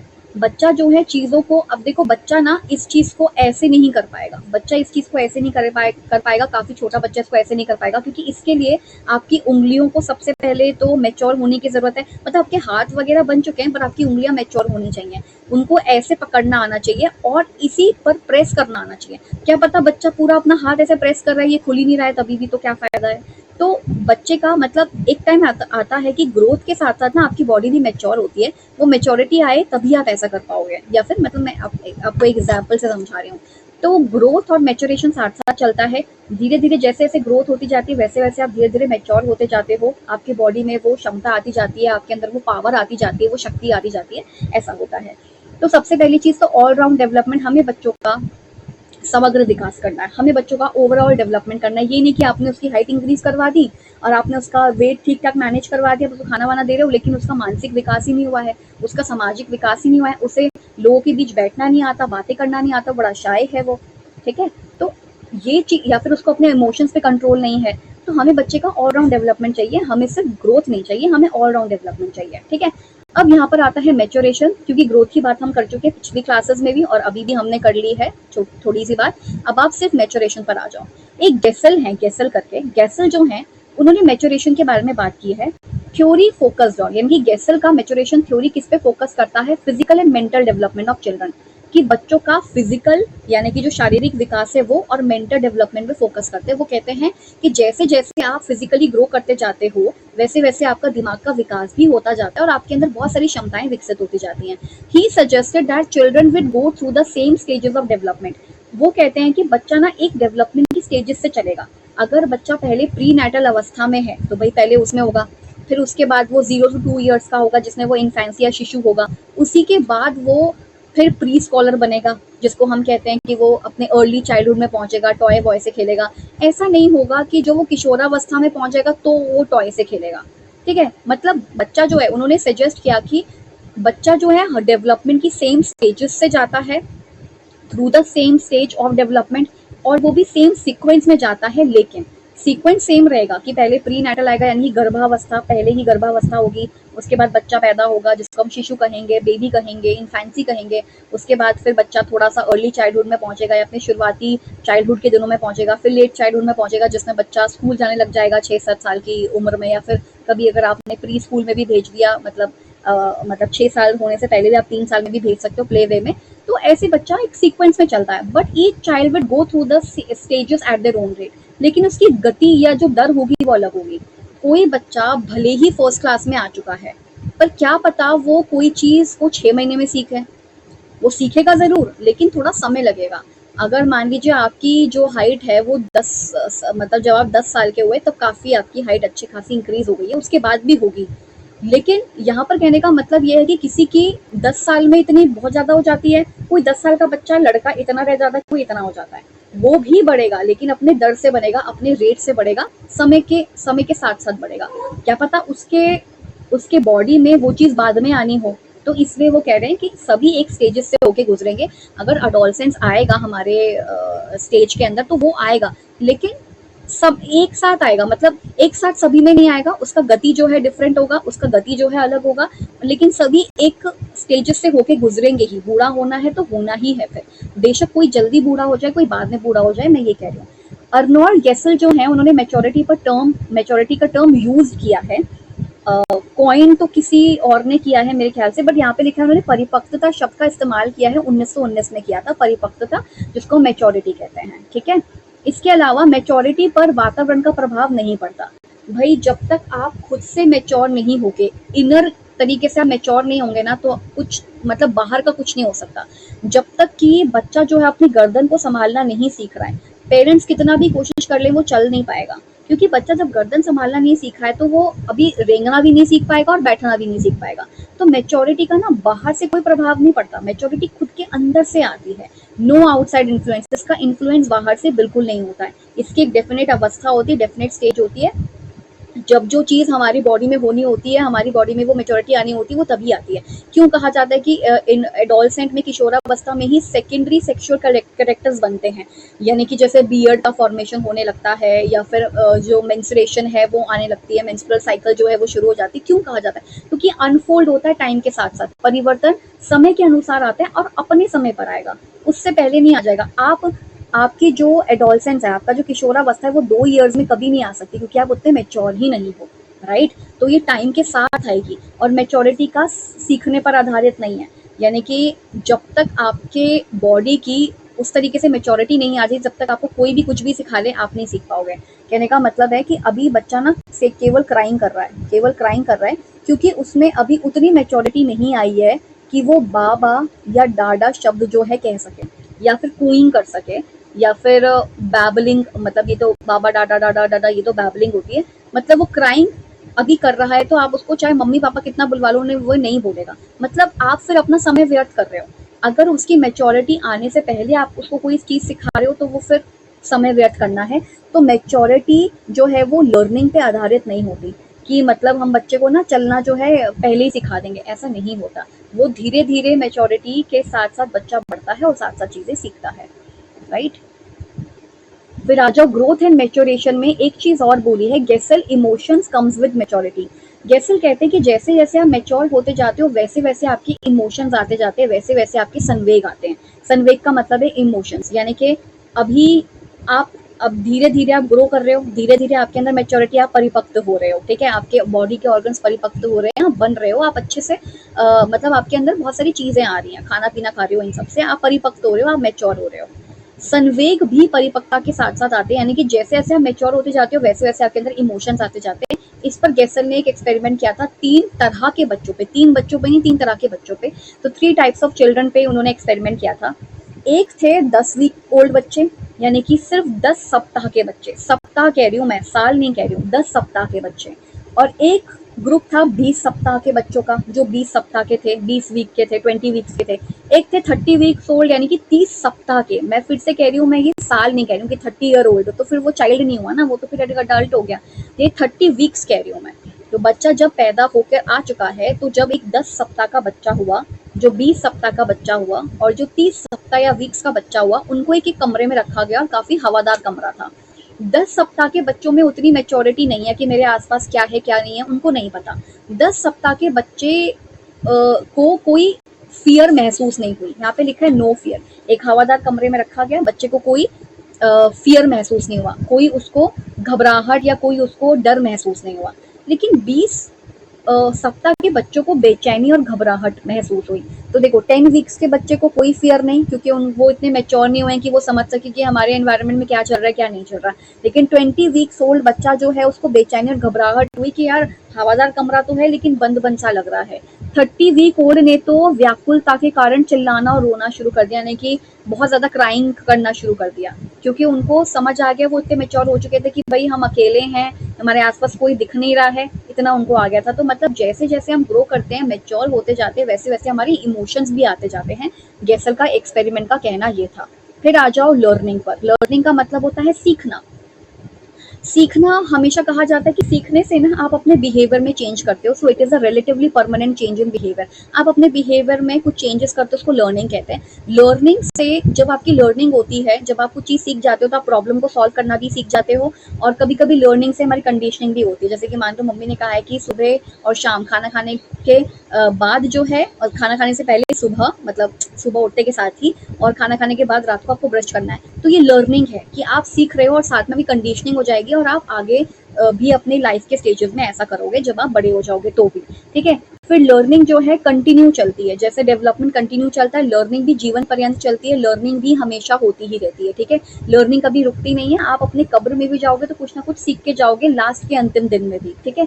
फिर आता है रिलेटेड टू एनवायरनमेंट। ये एनवायरनमेंट से रिलेटेड होती है, क्योंकि हमारे एनवायरनमेंट में, हमारे पर्यावरण में बहुत कुछ होता है जो हम सीख सकते हैं। And learning depends upon motivation. देखो मोटिवेशन नहीं है ना कि सरकारी नौकरी मिलेगी, अच्छा पैसा मिलेगा, पर्क्स मिलेंगे, और सब कुछ, सारी चीज़ें, फैसिलिटी वगैरह, मेडिकल फैसिलिटी सब कुछ मिलेगी। भाई अगर ये मोटिवेशन नहीं होगा कि लाइफ सिक्योर हो जाएगी, तब तक आप लर्न नहीं करोगे। So learning depends upon motivation. बच्चा बोलना सीखे तभी तो वो लर्न कर रहा है। मैं भी अपनी बात कह सकूं, बेशक मुझे बिस्किट मांगना हो, बेशक मुझे कुछ मैगी मांगनी हो, बेशक मुझे कुछ भी खाने पीने का मांगना हो, कोई टॉय मांगना हो, तभी मुझे लर्न करना पड़ेगा, तभी मेरे पेरेंट्स समझ पाएंगे। तो मोटिवेशन है। तो लर्निंग मोटिवेशन के ऊपर डिपेंड करती है। ठीक है। कि आप मोटिवेटेड होते हो कोई काम करने के लिए, इसलिए आप लर्न करते हो। आप लोग भी मोटिवेटेड हो कि हमारा बीएड का एग्जाम अच्छा चला जाए, तभी तो आप ये देख रहे होंगे, राइट। तो कहने का मतलब ये है कि आपके अंदर आप लर्न करना चाहते हो, क्योंकि एक मोटिवेशन है कि हमें अपना पेपर अच्छा करना है, कि हम कम से कम लिख कर तो आ जाए, ब्लैंक तो ना बैठा रहे ना। एक ये भी एक रीजन हो सकता है। कोई कोई तो एकदम लास्ट मोमेंट पे देख रहा होगा ये, है ना। तो हम उसी की बात कर रहे हैं। अब हम इसको रिवाइज कर लेते हैं फटाफट। सो एक रिवीजन करने से पहले मीट हिम। चलो जाओ। अच्छा स्टफ टॉय नहीं था ये, ठीक है। सचमुच का रॉगी है ये। ओके चलो। ग्रोथ एंड मैच्योरेशन मैंने आपको क्या बताया, मैंने आपको एक सेकेंड, हाँ, तो मैंने आपको ये बताया था कि ग्रोथ क्या होता है। कभी भी ग्रोथ जो है एक समय के बाद रुक जाती है, कभी भी चलती नहीं रहती है। एक बार जो आपने हाइट अटेन कर ली है, मिल गई है, आपकी वही हाइट रहने वाली है। वेट में थोड़े चेंजेस आ सकते हैं, पर आपका मसल वगैरह जो बन चुका है वो वैसा रहेगा, आपका हाइट जो है वो वैसा रहेगा। और इसके अलावा वेट को मेजर किया जा सकता है, ग्रोथ को मेजर किया जा सकता है, ग्रोथ को चेंज होते हुए देखा जा सकता है कि अभी आपकी हाइट इतनी थी, अभी इतनी हो चुकी है, तो ये देखा जा सकता है। और हम चाहते हैं कि बच्चे का ओवरऑल डेवलपमेंट हो। और मैच्योरेशन की बात गेसल करते हैं। मैच्योरेशन पे क्वेश्चन अगर आ जाएगा परिपक्वता पे, तो आप लिख देना गेसल इसकी बात करते हैं। गेसल ने परिपक्वता शब्द का इस्तेमाल 1919 में किया था, यानी कि 1919 में उन्होंने मैच्योरेशन शब्द का इस्तेमाल किया था, जिसमें उन्होंने बताया है कि बच्चा जो है, मैच्योरिटी समय के साथ आती है, और वो समय के साथ ही आएगी, उससे पहले नहीं आएगी। जिस मतलब अगर कहा जाता है कि 9 महीने में बच्चा जो है वो चलना, खड़े होके सपोर्ट के साथ चलना शुरू कर देता है, मतलब अपना शुरू कर देता है चलना। आप उससे 6 महीने में करवा लो, वो नहीं आएगा, क्योंकि वो समय के साथ ही आएगा। और हर बच्चा जो है डेवलपमेंट की हर स्टेजेस से गुजरता है, हर एक स्टेज से गुजरता है। सीक्वेंस सेम रहेगा, लेकिन जो रेट होता है वो कभी भी सेम नहीं रहेगा। कोई बच्चा जो है जल्दी बोलना सीख जाए, कोई बच्चा लेट बोलना सीखेगा, पर सीखेगा जरूर, राइट। तो ये इसके बारे में पता है, एक बार आप उसको पढ़ जरूर लेना। ठीक है। चलो नेक्स्ट क्या है कि मैच्योरिटी जो है उसका बाहर से कोई प्रभाव नहीं पड़ता। आप चाहे बाहर से बच्चे को कितना भी कुछ सिखा लो, जब तक वो मैच्योर नहीं होगा तब तक वो कोई भी वो वाली चीज़ नहीं कर पाएगा जो आप उससे करवाना चाह रहे हैं, क्योंकि अभी तक वो मैच्योर नहीं है। इसका एक डेफिनेट अवस्था होती है, ये एक समय पर आता है तो एक समय पर आता है। कोई चीज़ अगर एक समय पर आनी होती है तो वो उसी पर आती है। ये टाइम के साथ-साथ दिखाई देती है, अनफोल्ड टाइम के समय के साथ-साथ दिखाई देती है। जैसे कि अडल्ट टीथ एक समय पर ही आते हैं। जैसे जब आप 8-9 साल के होंगे, मतलब 5 से 6-7 में आपके दूध के दांत टूट जाएंगे, आपके मिल्क टीथ जो है टूट जाएंगे और उसकी जगह पे एडल्ट टीथ आएंगे। तो एक डेफिनेट इसकी एक अवस्था है, तभी आएगा। इसका एक स्टेज है, तभी आएगा, उससे पहले नहीं आएगा। उससे पहले आप 2 साल में बच्चे के एडल्ट टीथ नहीं आ जाएंगे, ठीक है। और मेच्योरिटी सीखने पर आधारित नहीं है कि अगर आप सोच रहे हो कि हम अपने बच्चे को जल्दी मेच्योर कर देते हैं, जल्दी बोलना सिखा देते हैं, तो ऐसा नहीं होता। ये लर्निंग के ऊपर डिपेंड नहीं करती है, ठीक है। इसके ऊपर सीटेट में भी और DSSS में भी क्वेश्चन आ सकता है। फिर आता है जो गेसल हैं, उन्होंने बताया था कि जैसे जैसे आप मैच्योर होते हो वैसे वैसे आपके अंदर इमोशंस भी आते जाते हैं। और उन्होंने एक एक्सपेरिमेंट किया था जिसमें उन्होंने 3 तरह के बच्चे लिए थे। 10 वीक का बच्चा, 10 वीक के बच्चे लिए थे, 20 वीक्स के बच्चे लिए थे, 30 वीक्स के बच्चे लिए थे। एक हवादार कमरे में रखा था उनको। 10 वीक का बच्चा ने कोई डर महसूस नहीं किया। 20 वीक्स के बच्चों ने कुछ डर महसूस किया कि अच्छा हाँ यार, हवादार कमरा तो है लेकिन थोड़ा सा ना अभी डर लग रहा है। 10 वीक के बच्चों को ये लगा, बेचैनी घबराहट दिखाई, और 30 वीक्स ने तो रोना ही शुरू कर दिया, क्योंकि धीरे धीरे इमोशंस आ गए कि यार हमारे आसपास कोई है नहीं, हमें कोई चाहिए जो हमारा केयर टेकर हो, हमारा केयर गिवर हो, वो है किधर, ठीक है। तो ऐसा करके उन्होंने एक्सपेरिमेंट किया और उनको पता चला। एंड लर्निंग जो होती है उससे हमारी कंडीशनिंग भी होती है। कंडीशनिंग मतलब हमारी आदतें बनती हैं, जैसे कि रोज सुबह उठ के नहाना, स्कूल जाने से पहले नहाना कंडीशनिंग है, स्कूल जाने से पहले ब्रश करना ये कंडीशनिंग है। तो ये लर्निंग भी है और कंडीशनिंग भी हो जाती है, आदत भी बन जाती है, और फिर धीरे धीरे हम प्रॉब्लम को सॉल्व करना सीख जाते हैं। ये हमारा मतलब रिलेटिवली थोड़ा बहुत हमारा जो चेंज है बिहेवियर में लेकर आती है। लर्निंग हमेशा जीवन पर्यंत चलती रहती है, इन्वायरमेंट से रिलेटेड होती है, क्योंकि इन्वायरमेंट से हम बहुत कुछ सीखते हैं। इन्वायरमेंट में हमारे मम्मी पापा, पेरेंट्स, स्कूल वगैरह सब कुछ आ जाता है, और जो भी हम दृश्य देखते हैं अपने आसपास वो भी आते हैं। और लर्निंग मोटिवेशन पर डिपेंड होती है। जब आप मोटिवेटेड होंगे तभी आप कोई चीज़ को लर्न कर पाओगे। ओके, अब आ जाओ पेरेंटिंग स्टाइल्स। इसके ऊपर 2 चीज़ें हैं ना, 2 ही हैं। ओके, पेरेंटिंग स्टाइल पढ़ते हैं। ये मैंने वैसे 4th चैप्टर या 4th यूनिट के टाइम पर भी पढ़ाया हुआ है। पेरेंटिंग स्टाइल का मतलब होता है परवरिश, अरे मैंने गलत लिख दिया, ये परवरिश है। परवरिश, इसकी स्पेलिंग ठीक कर लेना। ये परवरिश शैलियाँ हैं, यानी कि आप बच्चों को कैसे उनका परवरिश करते हो। और परवरिश और चाइल्ड रेयरिंग में क्या डिफरेंस है ये पता होना चाहिए। पेरेंटिंग का मतलब है आपका परवरिश, और चाइल्ड रेयरिंग का मतलब है बच्चों को पालना। चाइल्ड रेयरिंग का मतलब है बच्चों का पालन या बच्चों को पालना। बच्चों को तो कोई भी पाल सकता है ना, बच्चों को पाल तो कोई भी सकता है, राइट। पेरेंटिंग क्या होती है, यानी कि परवरिश वो होती है जो हमारे बायोलॉजिकल पेरेंट्स करते हैं। बायोलॉजिकल पेरेंट्स मतलब जिन्होंने हमको जन्म दिया है, ये वो करते हैं। ये मैंने 4th यूनिट में भी बताया हुआ है। पेरेंटिंग परवरिश होती है कि बोलते हैं ना कि क्या तुम्हारी क्या परवरिश है, तुमको क्या यही सिखाया गया है, ये हमारे बायोलॉजिकल पेरेंट्स करते हैं। यही डिफरेंस होता है। पेरेंटिंग परवरिश हमारे बायोलॉजिकल पेरेंट्स करते हैं, जो हमारे बायोलॉजिकल को हिंदी में क्या बोलेंगे, जो हमारे जैविक पेरेंट्स हैं मेरे ख्याल से, जिन्होंने हमको जन्म दिया है, वो वाले पेरेंट्स करते हैं, मम्मी पापा। ये हमें कुछ मूल्य सिखाते, कुछ आदतें सिखाते हैं। तो क्या लिखा है, इंग्लिश और हिंदी दोनों में लिखा है मैंने, ये हमें कुछ मूल्य सिखाते, कुछ आदतें सिखाते हैं। मूल्य आपको पता ही होगा कि कुछ मूल्य, कुछ वैल्यूज, अच्छी बातें, झूठ नहीं बोलना, चोरी नहीं करना टाइप्स। तो ये मूल्य हमें सिखाए जाते हैं। कुछ हैबिट सिखाते हैं, तो ये हमारे पेरेंट्स सिखाते हैं। हैबिट सिखाते हैं, अच्छी आदतें सिखाते हैं, नमस्ते करना सिखाते हैं, ब्रश करना सिखाते हैं, एंड वैल्यू सिखाते हैं। कई सारी हैबिट्स और वैल्यू सिखाते हैं। ये हमारे बायोलॉजिकल पेरेंट्स करते हैं। उन्हीं की रिस्पॉन्सिबिलिटी होती है कि वो हमें शिष्टाचार सिखाएं, कि अच्छे से सबसे बात करना वो सिखाएं, मॉरलिटी यानी कि नैतिकता सिखाएं, हमारे कुछ मॉरल प्रिंसिपल्स हों, ये हमारे पेरेंट्स सिखाते हैं।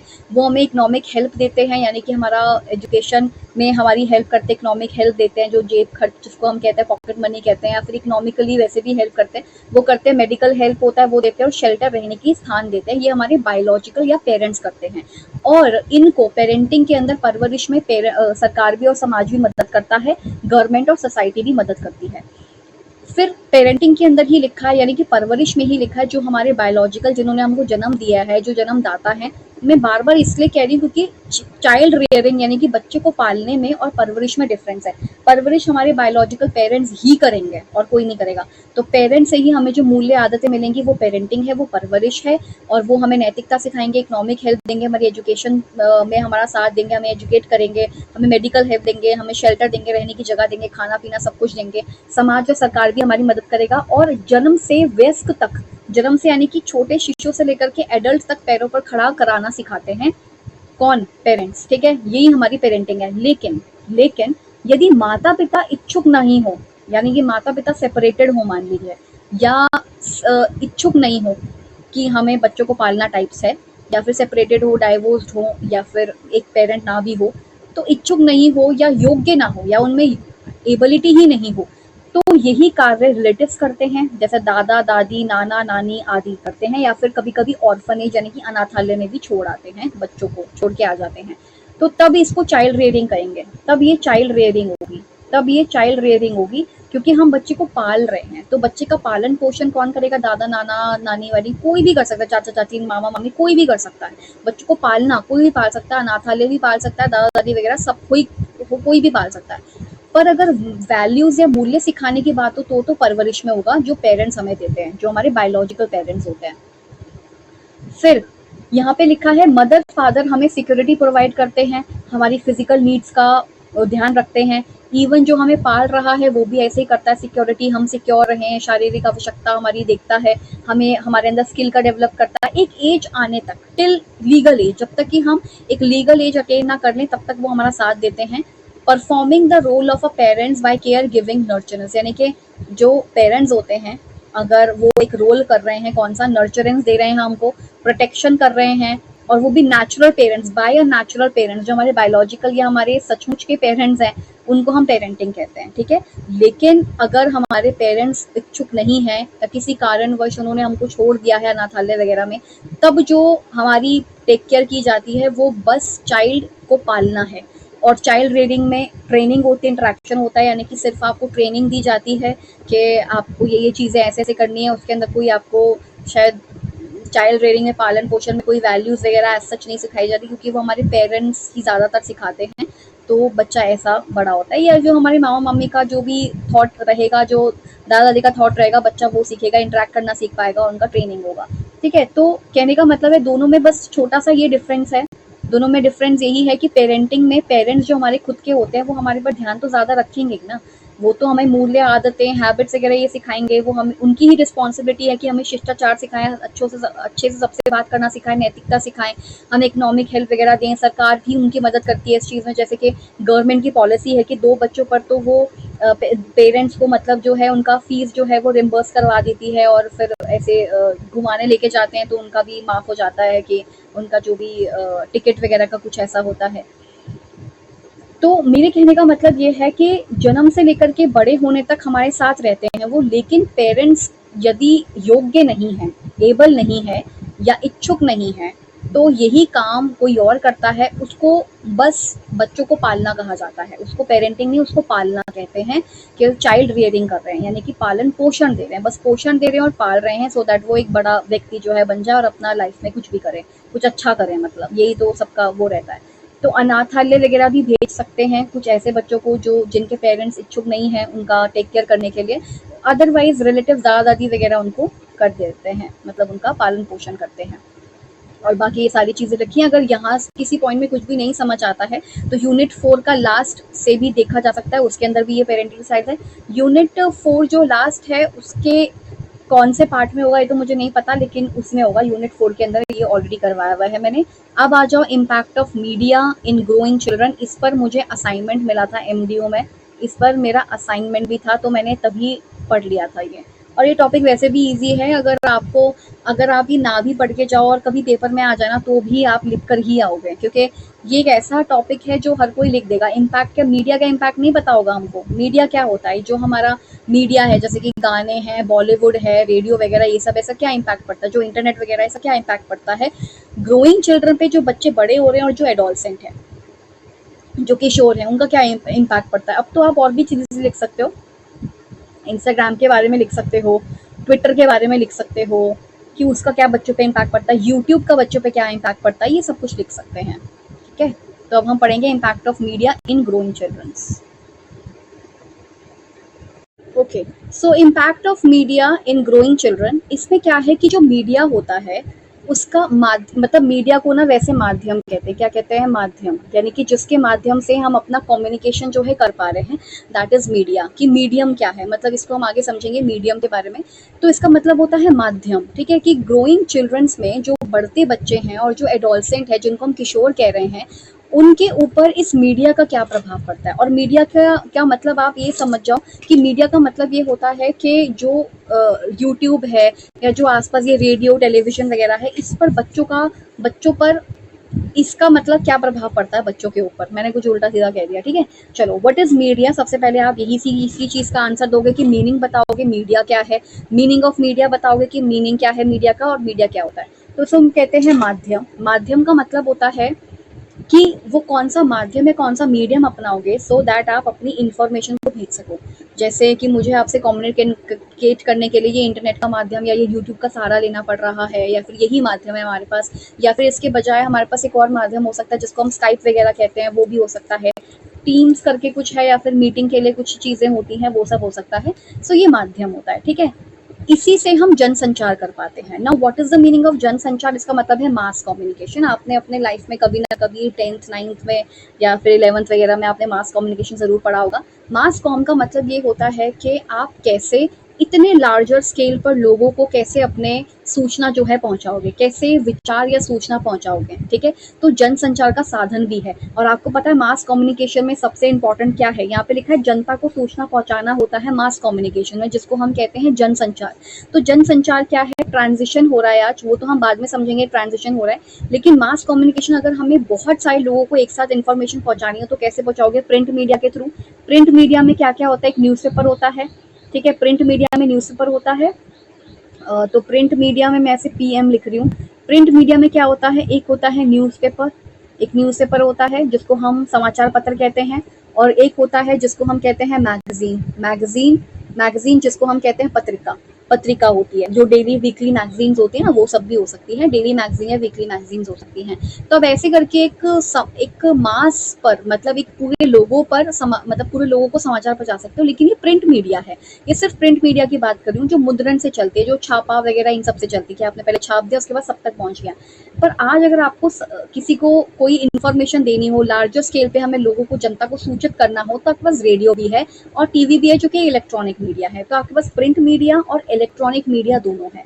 पर आज जो है ट्रांजिशन हो रहा है, चेंज हो रहा है, नई टेक्नोलॉजी आ रही है। तो प्रिंट मीडिया तो है ही, साथ साथ हमारे पास इलेक्ट्रॉनिक मीडिया भी है, और इलेक्ट्रॉनिक मीडिया में हमारे पास रेडियो है, टीवी है, ये सारी चीज़ें हैं। तो रेडियो है, टीवी है। आज आपके पास लैपटॉप वगैरह में, कंप्यूटर पर आपके पास बहुत सारी इन्फॉर्मेशन आ जाती है। आप न्यूज़ को, मतलब न्यूज़ जो है कलेक्ट करके आपको एक जगह दे दी जाती है, लैपटॉप में आपके भेज सकते हैं, या कंप्यूटर या न्यूज़पेपर पर ये सब चीज़ें आ जाती हैं। फिर एक यहाँ पर एक छोटा सा टॉपिक है, that is role of reporter. जो रिपोर्टर होता है, जो संवाददाता होता है, जो संवाद लेकर आता है हमारे लिए, उसका रोल क्या था। देखो, पहले ना इनको बहुत भागा दौड़ी करनी पड़ती थी। इनके पास एक साइकिल होती थी, ठीक है, साइकिल होती थी इनके पास एक। साइकिल से वो जगह जगह जाते थे, और जगह जगह जाकर के जो मेल्स होते थे उनको चेक करते थे कि कुछ नया आया है क्या, और जगह जगह दूर दूर तक ट्रैवल करके वो इन्फॉर्मेशन को लेकर आते थे, एक जगह पे ला के रखते थे, कलेक्ट करते थे। जो अच्छी न्यूज़ है, जो मतलब काम की न्यूज़ है, वो, जो काम की नहीं है उसको अलग करते थे। फिर उसके बाद उसको छापते थे, मतलब ऐसा लिखा हुआ है कि कलम घिसते थे, और फिर उसके बाद उसको अलग अलग पेपर पे लिखा करते थे। फिर धीरे धीरे छापा खाना आ गया, ऐसे चला। और अब आप सीन देख लो, मतलब अब जो है ट्रांजिशन हो गया, अब जो चेंजेस आ गए। अब आपको कोई भी अब आपको कोई भी स्कूप दे सकता है। स्कूप का मतलब क्या होता है, अब आपको कोई भी फोन करता है, वो बोलता है यहाँ पर ये घटना घट गई है, वो फटाक से लेकर आपको वहाँ पे पहुंच जाते हैं। अब तो मतलब यहाँ पर ये है कि इंटरनेट की मदद से आप जुड़ सकते हो, आप वीडियो कॉल कर सकते हो, वीडियो कॉल पे वहाँ पे कैसा दृश्य देखने को मिल रहा है वो सब। तो आजकल रिपोर्टर्स का, पहले और अब जो हमारे लिए न्यूज़ लेकर के आते हैं, रिपोर्ट तो रिपोर्ट करते हैं ना, तो जो हमारे लिए न्यूज़ लेकर के आते हैं, जो संवाददाता है, जो हमारे लिए न्यूज़ खोज कर लेकर आते हैं ना, अब बहुत चेंजेस आ गए।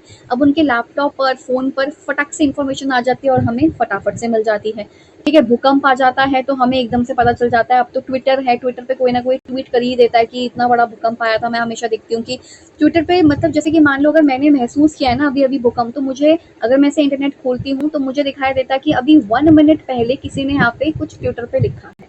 तो दैट मीन्स कुछ विद इन अ सेकेंड आप तक इन्फॉर्मेशन ऐसे पहुंच जाती है, ठीक है? तो वही उसी चीज़ की बात कर रहे हैं यहाँ पे कि जो मीडिया है वो क्या है? तो मैंने क्या बताया, ये एक माध्यम है जिनके थ्रू आप कम्युनिकेट करते हो, चाहे आप इलेक्ट्रॉनिक मीडिया के थ्रू कर रहे हो, रेडियो से आप अपनी बात पहुँचा रहे हो जनता तक, चाहे टीवी के थ्रू पहुँचा रहे हो, ये इलेक्ट्रॉनिक मीडिया है। लेकिन अगर आप प्रिंट का इस्तेमाल कर रहे हैं, जिसको हम कहते हैं मुद्रण, अगर आप प्रिंट का इस्तेमाल कर रहे हैं तो न्यूज़पेपर और जो मैगजीन्स होती हैं उससे भी आप लोगों तक इन्फॉर्मेशन को पहुंचा सकते हैं। इसमें न्यूज़ को कलेक्ट किया जाता है, आपके लैपटॉप कंप्यूटर पर भेज देते हैं। आजकल तो इतना ट्रांजिशन हो रहा है, नई टेक्नोलॉजी आ रही है, तो आजकल ये सारी चीज़ें हो रही है कि आपको हर जगह से आपको न्यूज़ मिल जा रही है। आप मतलब आप फ्लडेड हो न्यूज़ से, आपको हर कोने कोने की न्यूज़ मिल जाएगी। जनता को सूचना पहुंचाने का काम किया जाता है लार्ज स्केल पे, कि देखो जैसे कि मान लो कि जो वो था ना जियोमेट्रिक स्टॉर्म था, वो आने वाला था, तो उससे पहले सबको सूचना मिल गई थी कि अच्छा ऐसे ऐसे कुछ आने वाला है, अपने खिड़की दरवाजे बंद कर लीजिएगा। तो जनता को ज, मतलब लार्जर स्केल पे अगर आपको इन्फॉर्मेशन पहुंचानी है तो आप ऐसे कर सकते हो। फिर रिपोर्टर का रोल पहले क्या था और अब क्या था? पहले इतनी भागा दौड़ी करनी पड़ती थी और अब तो उनके डेस्क पे सारी इन्फॉर्मेशन, के मोबाइल पे सारी इन्फॉर्मेशन आ जाती है। अब आता है क्या कि हम आज क्या क्या उपयोग कर सकते हैं इन्फॉर्मेशन को लेने के लिए? इंटरनेट का, सॉरी, ईमेल का इस्तेमाल कर सकते हो, इंटरनेट का यूसेज हो सकता है, पेजर पुराने समय में हुआ करता था, इलेक्ट्रॉनिक टेक्नोलॉजी आ चुकी है, इन्फॉर्मेशन लाइव टेलीकास्ट हो चुका है, टीवी से, फिल्म से, वीडियो कॉन्फ्रेंस करके आप अपने शेयर कर सकते हो अपने ओपिनियन। जैसे कि मैंने यहाँ पे एग्जांपल में लिख दिया केबीसी, यानी कि कौन बनेगा करोड़पति में। कौन बनेगा करोड़पति में शायद आप साथ साथ जवाब दे सकते थे, या फिर जो पोल्स वगैरह होते हैं, या जबकि मतलब ये सही है या वो वाला सही है, ऐसा भी आप कुछ कर सकते हो। तो ये सब चीज़ें यहाँ पे लिखी हुई हैं कि मतलब आजकल इन्फॉर्मेशन आपको यूँ मिल जाती है, मतलब आपके मतलब क्या बोलते हैं, ब्रिंक ऑफ आई बोलते हैं ना, कि आप पलक झपकते के साथ ही मिल जाती है। तो ईमेल से आपको इन्फॉर्मेशन मिल सकती है, सबको ईमेल भेज दिया। इंटरनेट पर आज सभी बहुत सारे लोग हैं, फेसबुक हो गया, इंस्टाग्राम हो गया, सबसे आपको इन्फॉर्मेशन मिल सकती है। पेजर पुराने समय में यूज़ किया जाता था, उससे इन्फॉर्मेशन मिल जाती थी। इलेक्ट्रॉनिक टेक्नोलॉजी आ चुकी है इतनी ज़्यादा, अब सबको फ्लैश मैसेजेस कर दिए जाते हैं। जैसे एसबीआई की तरफ से तो हमेशा मुझे मैसेज आता है कि फ्रॉड से बचें और इन सब चीज़ों से बचें, या बाकी और जो भी मतलब वो हैं, जैसे कि जैसे मैंने देखा है वोडाफोन हो गया, जियो हो गया, ये सब भी शायद कुछ कुछ भेजते रहते हैं कि कभी आपसे ओटीपी नहीं मांगेंगे, या फिर जैसे बहुत सारे वो होते हैं, फ्लिपकार्ट है, मिंत्रा है, ये सब भी आपको भेजते रहते हैं कि हम आपसे ओटीपी इस रीज़न से कोई भी आपसे ऐसे फ़ोन करके नहीं मांगेगा, कुछ इस तरीके का था। तो मतलब टेक्नोलॉजी से आपको आपको मतलब हर जगह से आपको टेक्नोलॉजी मिल जाएगी, फ़ोन पर, ईमेल पर, इंटरनेट से मिल जाएगी। इन्फॉर्मेशन है, आपको लाइव टेलीकास्ट करके भी कोई इन्फॉर्मेशन दी जा सकती है, कोई रिपोर्टिंग की जा सकती है, टीवी है, फ़िल्म है, वीडियो कॉन्फ्रेंस करके आप अपने ओपिनियंस वगैरह मतलब आप शेयर भी कर सकते हो। एंड एक होता है मल्टीमीडिया। मल्टीमीडिया क्या होता है? जिसमें सब कुछ हो, जिसमें हर तरह का मीडिया हो। जैसे ये जो एक तरीके से है ना, ये मल्टीमीडिया है। यहाँ पे टेक्स्ट है, बिल्कुल टेक्स्ट लिखा हुआ है, डेटा है, ये सारा डेटा ही है। टेबल चार्ट ग्राफ तो नहीं है, लेकिन अगर मैं यहाँ पे कोई ग्राफ लगा भी दूँ कि जैसे कि ये न्यूज़पेपर जो है, ये वाला न्यूज़पेपर इतना बिकता है, ये वाला न्यूज़पेपर कुछ ज़्यादा बिकता है, ये तो बिकता ही नहीं है, और ये तो बहुत ही कम बिकता है। तो ये चार्ट्स और इस सब से ही मल्टीमीडिया हो जाएगा। एनिमेशन इसके अंदर लगा दी जाए, ऑडियो चली रही है, वीडियो आपको दिख ही रही है। तो कहने का मतलब क्या है, ये मल्टीमीडिया है, यानी कि मल्टीपल मीडियाज़ का इस्तेमाल भी होता है। ठीक है, फिर आता है, अब आ जाओ मीडिया का प्रभाव क्या है। ठीक है, एक अर्जुन तिवारी हैं, उन्होंने एक बुक लिखी है ई जर्नलिज्म। उस ई जर्नलिज्म में उन्होंने कुछ लिखा है, दुनिया में पहले भुजा की शक्ति थी। भुजा का मतलब है इनकी, यानी कि हमारे आर्म्स की शक्ति थी। कैसे? हम कुछ भी सामान हमें ले जाना होता था, हम लाद के लेके जाते थे। तो दुनिया में पहले भुजा की शक्ति थी। ठीक है, उसके बाद भाप की शक्ति आई, जिसको हम कहते हैं इंजन्स, स्टीम इंजन्स आए। उसके बाद तेल की शक्ति आई, फिर हमने ऑयल का यूज करना शुरू किया, और आज एटम का युग है, अणुओं का युग है। अब एटम्स के ज़रिए हम जो है, मतलब एटम्स के ज़रिए अब सारी चीज़ें हो रही हैं। ठीक है, तो ये चीज़ें यहाँ पे लिखी हैं कि आजकल एटम्स का ज़माना है। आजकल जो एटम्स हैं, मतलब टेक्नोलॉजी के अंदर जो एटम्स यूज़ हो रहे हैं, आजकल आजकल उसका ज़माना है। ये अर्जुन तिवारी ने अपनी बुक ई जर्नलिज्म में लिखा है। ई जर्नलिज्म आप हिंदी में भी लिख लेना। फिर आता है यहाँ पे मुद्रण, यानी कि छापना, टेलीग्राफ, ईमेल, मल्टीमीडिया, इनसैट जो कि एक सैटेलाइट है, mass communication, art and craft, song, information, E journalism, जलमग्न केबल या भूमिगत केबल जो है, ये सब कुछ आपको इन्फॉर्मेशन पहुंचाने के लिए ही यूज हो रहा है, चाहे सैटेलाइट वगैरह ये सब चीजें हों। अब हम पढ़ेंगे गुण व दोष, इम्पैक्ट क्या होता है मीडिया का। मीडिया का इम्पैक्ट हम पे क्या पड़ता है, इसके अच्छे और बुरी चीजें हमने पढ़नी है। ठीक है, मीडिया का इम्पैक्ट क्या पड़ता है वो यहाँ पे लिखा हुआ है मैंने। उत्पादन वृद्धि, एबिलिटी बढ़ी है, नॉलेज इंक्रीज हुई है। देखो, आजकल मीडिया इतना ज़्यादा आ चुका है, हमें अगर एक टॉपिक पढ़ना हो तो उसके लिए इतनी सारी सेवरल वीडियोज़ हैं, ठीक है? यानी कि उत्पादन में वृद्धि, यानी कि प्रोडक्टिविटी बढ़ी है। अगर आप कुछ बनाना चाहते हो तो आपके पास इतनी सारी वीडियो है, कोई भी पकड़ लो, कोई भी वीडियो देख लो, उससे बना लो, उत्पादन वृद्धि हुई है। एबिलिटीज़ हमारी बढ़ी है, बहुत सारे लोग यूट्यूब से देख-देख कर के कोई अभी अपनी एबिलिटी या फिर अपना स्किल का एनहांस कर लेते हैं, नॉलेज को इंक्रीज़ कर लेते हैं। ये क्या है? मीडिया का अच्छा प्रभाव हमें देखने को मिल रहा है कि इससे आपकी उत्पादन में वृद्धि हुई है, यानी कि प्रोडक्टिविटी बढ़ी है, आप ज़्यादा प्रोडक्टिव होते जा रहे हो, आपको ज़्यादा कुछ आता जा रहा है, आपकी एबिलिटीज़ बढ़ी हैं, आपको सोचने समझने की और शक्ति आई है, आपके अंदर नॉलेज इंक्रीज़ हुई है, ठीक है? ये अभी नॉलेज ही इंक्रीज़ हो रही है, ये इन्फॉर्मेटिव है। फिर आता है गुणवत्ता। गुणवत्ता का मतलब है प्रिंट मीडिया तो हमारे पास था, इलेक्ट्रॉनिक भी था, लेकिन अब डिजिटल आ गया है। मतलब इलेक्ट्रॉनिक के अंदर ही आएगा। इलेक्ट्रॉनिक का मतलब है कि जैसे रेडियो एंड टेलीविज़न भी था हमारे पास, प्रिंट मीडिया में न्यूज़पेपर एंड वो भी था, पत्रिका भी थी, और हम तो वीकली पत्रिका का वेट भी करते थे कभी-कभी अगर कोई ऐसी पत्रिका आ जाए तो। डिजिटल में पहले हमारे पास इसकी गुणवत्ता कैसे बढ़ी है, पहले 2G था, काफ़ी स्लो चलता था, 3G था, फिर 4G और अब तो देखो 5G आ चुका है, ठीक है? टेलीफोन है, फैक्स है, इंटरनेट, टीवी है, मूवी, एंटरटेनमेंट, ग्रीवियंसेस, मतलब आप हर चीज़ अब आपके फ़ोन पर अवेलेबल है, ठीक है? चलो, अगर प्रिंट मीडिया मतलब अगर मुझे न्यूज़पेपर चाहिए तो मेरे फ़ोन में न्यूज़पेपर भी आ जाएगा, अगर मैं न्यूज़पेपर का सब्सक्रिप्शन खरीद लूँ तो, और अगर कोई मैगज़ीन का सब्सक्रिप्शन खरीद लूँ तो वो भी मेरे फ़ोन पर आ जाएगा, ठीक है? इलेक्ट्रॉनिक मीडिया, मुझे रेडियो चलाना हो, मैं रेडियो चला लूँगी। मुझे कोई रेडियो एंड टीवी वगैरह देखना हो तो आजकल इतने ओटीटी प्लेटफ़ॉर्म्स आ गए हैं कि मैं ये भी देख सकती हूँ, ठीक है? और हमारे जो नेटवर्क्स हैं वो अच्छे हुए हैं, पहले 4G था, अभी 5G आ गया है। टेलीफ़ोन मुझे किसी को करना हो तो मैं वो कर सकती हूँ। फैक्स वगैरह तो ख़ैर पहले ये हुआ करता था कि आप फैक्स मशीन से भेज दी थी, लेकिन अगर आपको फ़ोन से भी भेजना है तो आप भेज सकते हैं, कोई भी फ़ोटो वगैरह आपको भेजनी है तो भेज दो। टीवी है, इंटरनेट चलता है, मूवी देख सकते हैं, एंटरटेनमेंट की सब चीज़ें हैं। इवन अगर आपको शिकायत भी दर्ज करनी हो, तो भी आप अपने फ़ोन के माध्यम से, फ़ोन का इस्तेमाल करके शिकायत भी दर्ज कर सकते हो।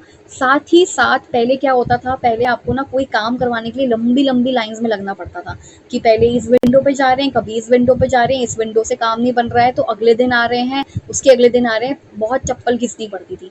पर अब क्या है, सरकार में आ चुकी है ट्रांसपेरेंसी, यानी कि अब आप एक फॉर्म भरो ऑनलाइन और फिर आपका काम 2-4 या 1 हफ्ते के अंदर हो जाएगा। जैसे कि मुझे जब अपना माइग्रेशन लेना था कॉलेज से, तो ख़ैर मुझे एक बार तो जाना पड़ा था, ठीक है? वो तो वहाँ पे क्या बोलते हैं उसको, जाना पड़ा था, उधर गए, फिज़िकली उधर जाना पड़ा, उपस्थित होना पड़ा, उसके बाद वहाँ पे 1-2 फॉर्म जो हैं वो भरा। पर वो फॉर्म्स, मतलब पहले मैंने एक ऑनलाइन फॉर्म भरा, उसको मैं लेके गई, वहाँ पे जमा करवाया, उसके बाद कुछ ही 1 हफ्ते के अंदर-अंदर या 5 डेज़ में मेरा माइग्रेशन बनकर आ गया। तो कहने का मतलब है कि ट्रांसपेरेंसी है। मैंने किसी को पैसे नहीं दिए, कुछ नहीं दिया, बस जो फीस होती है उसको लेने की वो अदा कर दी, दैट्स इट। इसमें ई गवर्नेंस आता है, शासन आता है, ई शासन आता है, और बाबू संस्कृति से छुटकारा मिलता है। बाबू उनको कहते थे, जो बाबू लोग हुआ करते थे ना, जो चेयर पे बैठे रहते थे कि हाँ ठीक है आपका काम हो जाएगा, काम करते नहीं थे। उसके बाद कभी-कभी नहीं करते थे, मतलब और फिर उसके बाद अगर आप उनको कुछ दे देंगे खर्चा पानी तो फिर वो काम कर देंगे। तो ये बाबू संस्कृति से छुटकारा मिल गया कि अब आप एक ऑनलाइन फॉर्म भरो, आपका वो फॉर्म अगर रिजेक्ट हो जाएगा तो आप दोबारा भर दो, या उसकी जो प्रॉब्लम्स है उसको सॉल्व कर दो, और उसके बाद आप फिर से आज एक फ्रेश फॉर्म या जैसे भी है भर के दे दो, और उसके बाद आपका काम हो जाएगा, अगर सारी चीज़ें ठीक रहेंगी तो। तो ये क्या है कि आप बाबू संस्कृति से आपको छुटकारा मिल गया, अब आपका काम अटकेगा नहीं, अब आपका काम सिर्फ फाइल्स में ही रह नहीं जाएगा, वो आगे बढ़ेगा, क्योंकि ई गवर्नेंस में ऐसा होता है, आप देख सकते हो, ट्रैक कर सकते हो, जैसे होता नहीं कि आपने कुछ मंगवाया है मार्केट से नहीं, अगर आपने कुछ किसी प्लेटफॉर्म से मंगाया, जैसे कि फ्लिपकार्ट, मिंत्रा वगैरह से मंगाया, तो आप ट्रैक कर सकते हो कि मेरा सामान जो है कहाँ पहुँचा है, मेरा सामान आने में कितना टाइम लगेगा, डिलीवरी पार्टनर जो है वो कौन है, वो कब तक आएंगे, सब कुछ आपको, अब ये सब कुछ क्या हो चुका है, पारदर्शी हो चुका है, ट्रांसपेरेंट हो चुका है, ट्रांसपेरेंसी है, ठीक है? इससे समय की बचत होती है, जो मुझे इन्फॉर्मेशन चाहिए मुझे फटाक से मिल जाती है। पत्रकारिता, आजकल आप लैपटॉप पे सारी न्यूज़ देख सकते हो, आपके पास ई लाइब्रेरी है, आपके पास ई बुक्स है। ई बुक्स इवन मैं 10th क्लास के बच्चों को पढ़ाती हूँ ना, तो ई बुक से ही पढ़ाती हूँ, क्योंकि कैसे, मतलब वो बुक्स खोल लेते हैं और वो अपने बुक्स लेकर आते हैं, मेरे पास अपनी बुक्स होती है, ई बुक से हम पढ़ लेते हैं। ई लाइब्रेरी है, लाइब्रेरी में आपको बहुत सारी बुक्स मिल जाती है, तो फिजिकली लाइब्रेरी जाने के बजाय आपको इंटरनेट पे भी लाइब्रेरी मिल जाएगी। न्यूज़ आँखों से पढ़ी कम और देखी ज़्यादा जाती है। पहले के टाइम पे ऐसा होता था, जहाँ पे न्यूज़ घटी है वहाँ पे संवाददाता जाते थे और हमको वहाँ से इन्फॉर्मेशन देते थे। आज तो वो हमको ले ही जाते हैं वहाँ पे। ले जाने का मतलब ये है कि आज तो लाइव टेलीकास्ट हो जाता है कैमरा से। सो न्यूज़ आँखों से पढ़ी कम, आजकल हम पढ़ते नहीं है न्यूज़ को, देखते ज़्यादा हैं कि वहाँ पे चल क्या रहा है। ठीक है, एंटरटेनमेंट है वो आपको मिल जाएगा। आप अपने पर्सनल कंप्यूटर पे ओटीटी प्लेटफ़ॉर्म्स या जो भी चीज़ें होती हैं, ये गलती से कॉमा आ गया है, ये एक साथ लिखा हुआ है कि आप ये ओटीटी प्लेटफ़ॉर्म्स वगैरह जो चाहो आप देख सकते हो, अपना एंटरटेनमेंट चाहो वो कर सकते हो, आप अपने पर्सनल कंप्यूटर से ये सारी चीज़ें कर सकते हो। सो इम्पैक्ट अच्छा गुण तो हमें ये देखने को मिला है कि इससे हमारी प्रोडक्टिविटी बढ़ी है, हमें ज़्यादा नॉलेज आ पाई है, हमें ज़्यादा नॉलेज हमें गेन हुई है। ठीक है, इसके अलावा इसकी गुणवत्ता बढ़ी है। पहले बहुत स्लो चलता था, प्रोसेसर थोड़ा स्मार्ट हो गया है, सारी चीज़ें मतलब 5G वगैरह ये सब आ गया है। समय की बचत होती है, आपको कोई भी इन्फॉर्मेशन चाहिए वो फटाक से आपको मिल जाती है, तो वैसा हो चुका है। अब लास्ट में आता है मीडिया हाइलाइट्स एंड क्रिएट। अच्छा देखो, मीडिया का रोल क्या है, बेसिकली ये वो तो हमने अच्छी चीज़ें पढ़ी हैं, नेगेटिव एस्पेक्ट इसमें नहीं पढ़े हैं। लेकिन मीडिया ना और भी चेंजेस करती है, मीडिया और भी चेंजेस करती है, और वो क्या करती है वो हमको पढ़ना है। मीडिया हमें बताती है कि यदि बाल शोषण हो रहा है, चाइल्ड एब्यूज हो रहा है, तो वो हमको बताती है इस बारे में कि बच्चों का शोषण हो रहा है, बच्चों के भी कुछ राइट्स होते हैं, अधिकार होते हैं, वो हमें इसकी इंफॉर्मेशन देती है। मीडिया जो है इन्फ्लुएंस करती है, प्रभाव डालती है सरकार के ऊपर कि आपने इसको इग्नोर कर दिया, अब आप इसकी तरफ देखो। मीडिया हमें ये भी बताता है कि फिट कैसे रहना है, फिट इंडिया, फिट करके फिट तक, पता नहीं ऐसे कर, नहीं फिट तक कह रही हूँ यार, पता नहीं क्या करके कुछ आता नहीं है वो, कोई एक न्यूज़ चैनल है जो फिटनेस भरी चीज़ें भी दिखाता है ना। तो कैसा व्यवहार, और ये भी बताता है जो आपका मीडिया है, वो ये भी बताता है कि कैसा व्यवहार करें बच्चों के साथ, पेरेंटिंग टिप्स भी देता है आपको। ठीक है, सरकार की कमी भी बताता है कि हमें कहाँ संरक्षण की ज़रूरत है, और जहाँ पे सवाल उठाने चाहिए वहाँ पे मीडिया सवाल भी उठाता है और कानून को सख्ती से लागू कराने पर दबाव डालता है, प्रेशराइज करता है गवर्नमेंट को कि इस कानून को आप लागू करिए। और ऐसे इंस्टीट्यूशन के बारे में बताता है जो बच्चों की हेल्प करते हों, कि बच्चों का अगर राइट्स का कहीं उल्लंघन हो रहा है तो उसके बारे में बताता है। इंस्टीट्यूशन जो हेल्प करते हो बच्चों को, उसके बारे में भी बताता है। ठीक है, policies for welfare of the children, यानी कि बच्चों के लिए अभी कौन सी पॉलिसी निकली है, कौन सा प्रोग्राम, कौन सी पॉलिसी निकली है, वो भी बताता है। और अवेयरनेस फैलाता है पेरेंट्स के बीच में कि बच्चों का अगर यदि शोषण होता है कभी भी, तो आपको क्या क्या बातों का ध्यान रखना है, या आपको बच्चों को क्या सिखाना है, या फिर उनको अवेयरनेस फैलाई जाती है कि अपने आसपास मतलब जो है अपना सेफ एनवायरनमेंट रखें। कोई भी अगर कुछ भी ऐसा हरकत कुछ भी करता हुआ दिखाई दे तो तुरंत उसको रिकॉग्नाइज करें और उसको क्या बोलते हैं, उस चीज़ को समझें। ठीक है, और ऐसा छोड़ ना दें, इस चीज़ को मतलब ऐसे नज़रअंदाज ना कर दें। तो मीडिया ये सब भी हाईलाइट करता है, जो कि अच्छी चीज़ें हैं। ये अगेन अच्छी चीज़ें जो मीडिया करता है। सो मीडिया का बहुत इंपॉर्टेंट रोल होता है, ये इन्फ्लुएंस करती है, सरकार पे दबाव डालती है कि ये पॉलिसी अच्छी नहीं है, ये पॉलिसी ढंग से काम नहीं कर रही है, या फिर वो बच्चों के बारे में जो पॉलिसीज़ होती हैं वो बताती हैं, अवेयरनेस फैलाती है, सरकार की जो कमी होती है उसको उजागर करती है, और बहुत सारे प्रोग्राम्स चलाती हैं कि बच्चों के साथ कैसा व्यवहार करें, और ये सारे टिप्स वगैरह भी देती है। सो बेसिकली ये वाला टॉपिक भी कंप्लीट हो गया है अब। ठीक है, सो आज जो है कोलबर्ग पढ़ा, कोलबर्ग का मॉरल डेवलपमेंट पूरा। ठीक है, उसके साथ साथ कोलबर्ग के मॉरल डेवलपमेंट के साथ साथ ग्रोथ क्या होता है, मैच्योरेशन जिसमें गेसेल के बारे में पढ़ा था, और लर्निंग जो है वो भी पढ़ा कि लर्निंग क्या होती है, हमेशा चलती रहती है। पेरेंटिंग स्टाइल्स पढ़े, और उसके बाद इम्पैक्ट क्या होता है मीडिया का, मतलब मीडिया का इम्पैक्ट क्या पड़ता है बच्चों के ऊपर। ठीक है, अब नेक्स्ट टॉपिक करेंगे नेक्स्ट क्लास में। ठीक है, चलो। सो लर्नर्स, अगर आपको हमारी वीडियोस इन्फॉर्मेटिव और अच्छी लगती हैं तो आप हमारे चैनल को सब्सक्राइब कीजिए, एंड आप बेल आइकन को प्रेस कर लीजिए, सो दैट आपको हमेशा नोटिफिकेशन मिले जो भी हम वीडियोस या टॉपिक आपके लिए लेकर आए हैं। आप कमेंट करिए, because comment section is always there. वहाँ पे जाके आप अपने जो भी फीडबैक्स हैं और आपकी जो भी क्वेरीज हैं वो आप शेयर कर सकते हैं। Till then keep learning and keep discerning. और एक और चीज़, आप हमारे लोगों को मत भूलेगा, जो है करियर ग्लो, जो आपके साथ हमेशा रहेगा, आपको हेल्प करेगा टीचिंग एग्जाम्स या जो भी आपकी परेशानी होंगी उनको सुनेगा ज़रूर टॉपिक से related. So thank you so much for watching this video.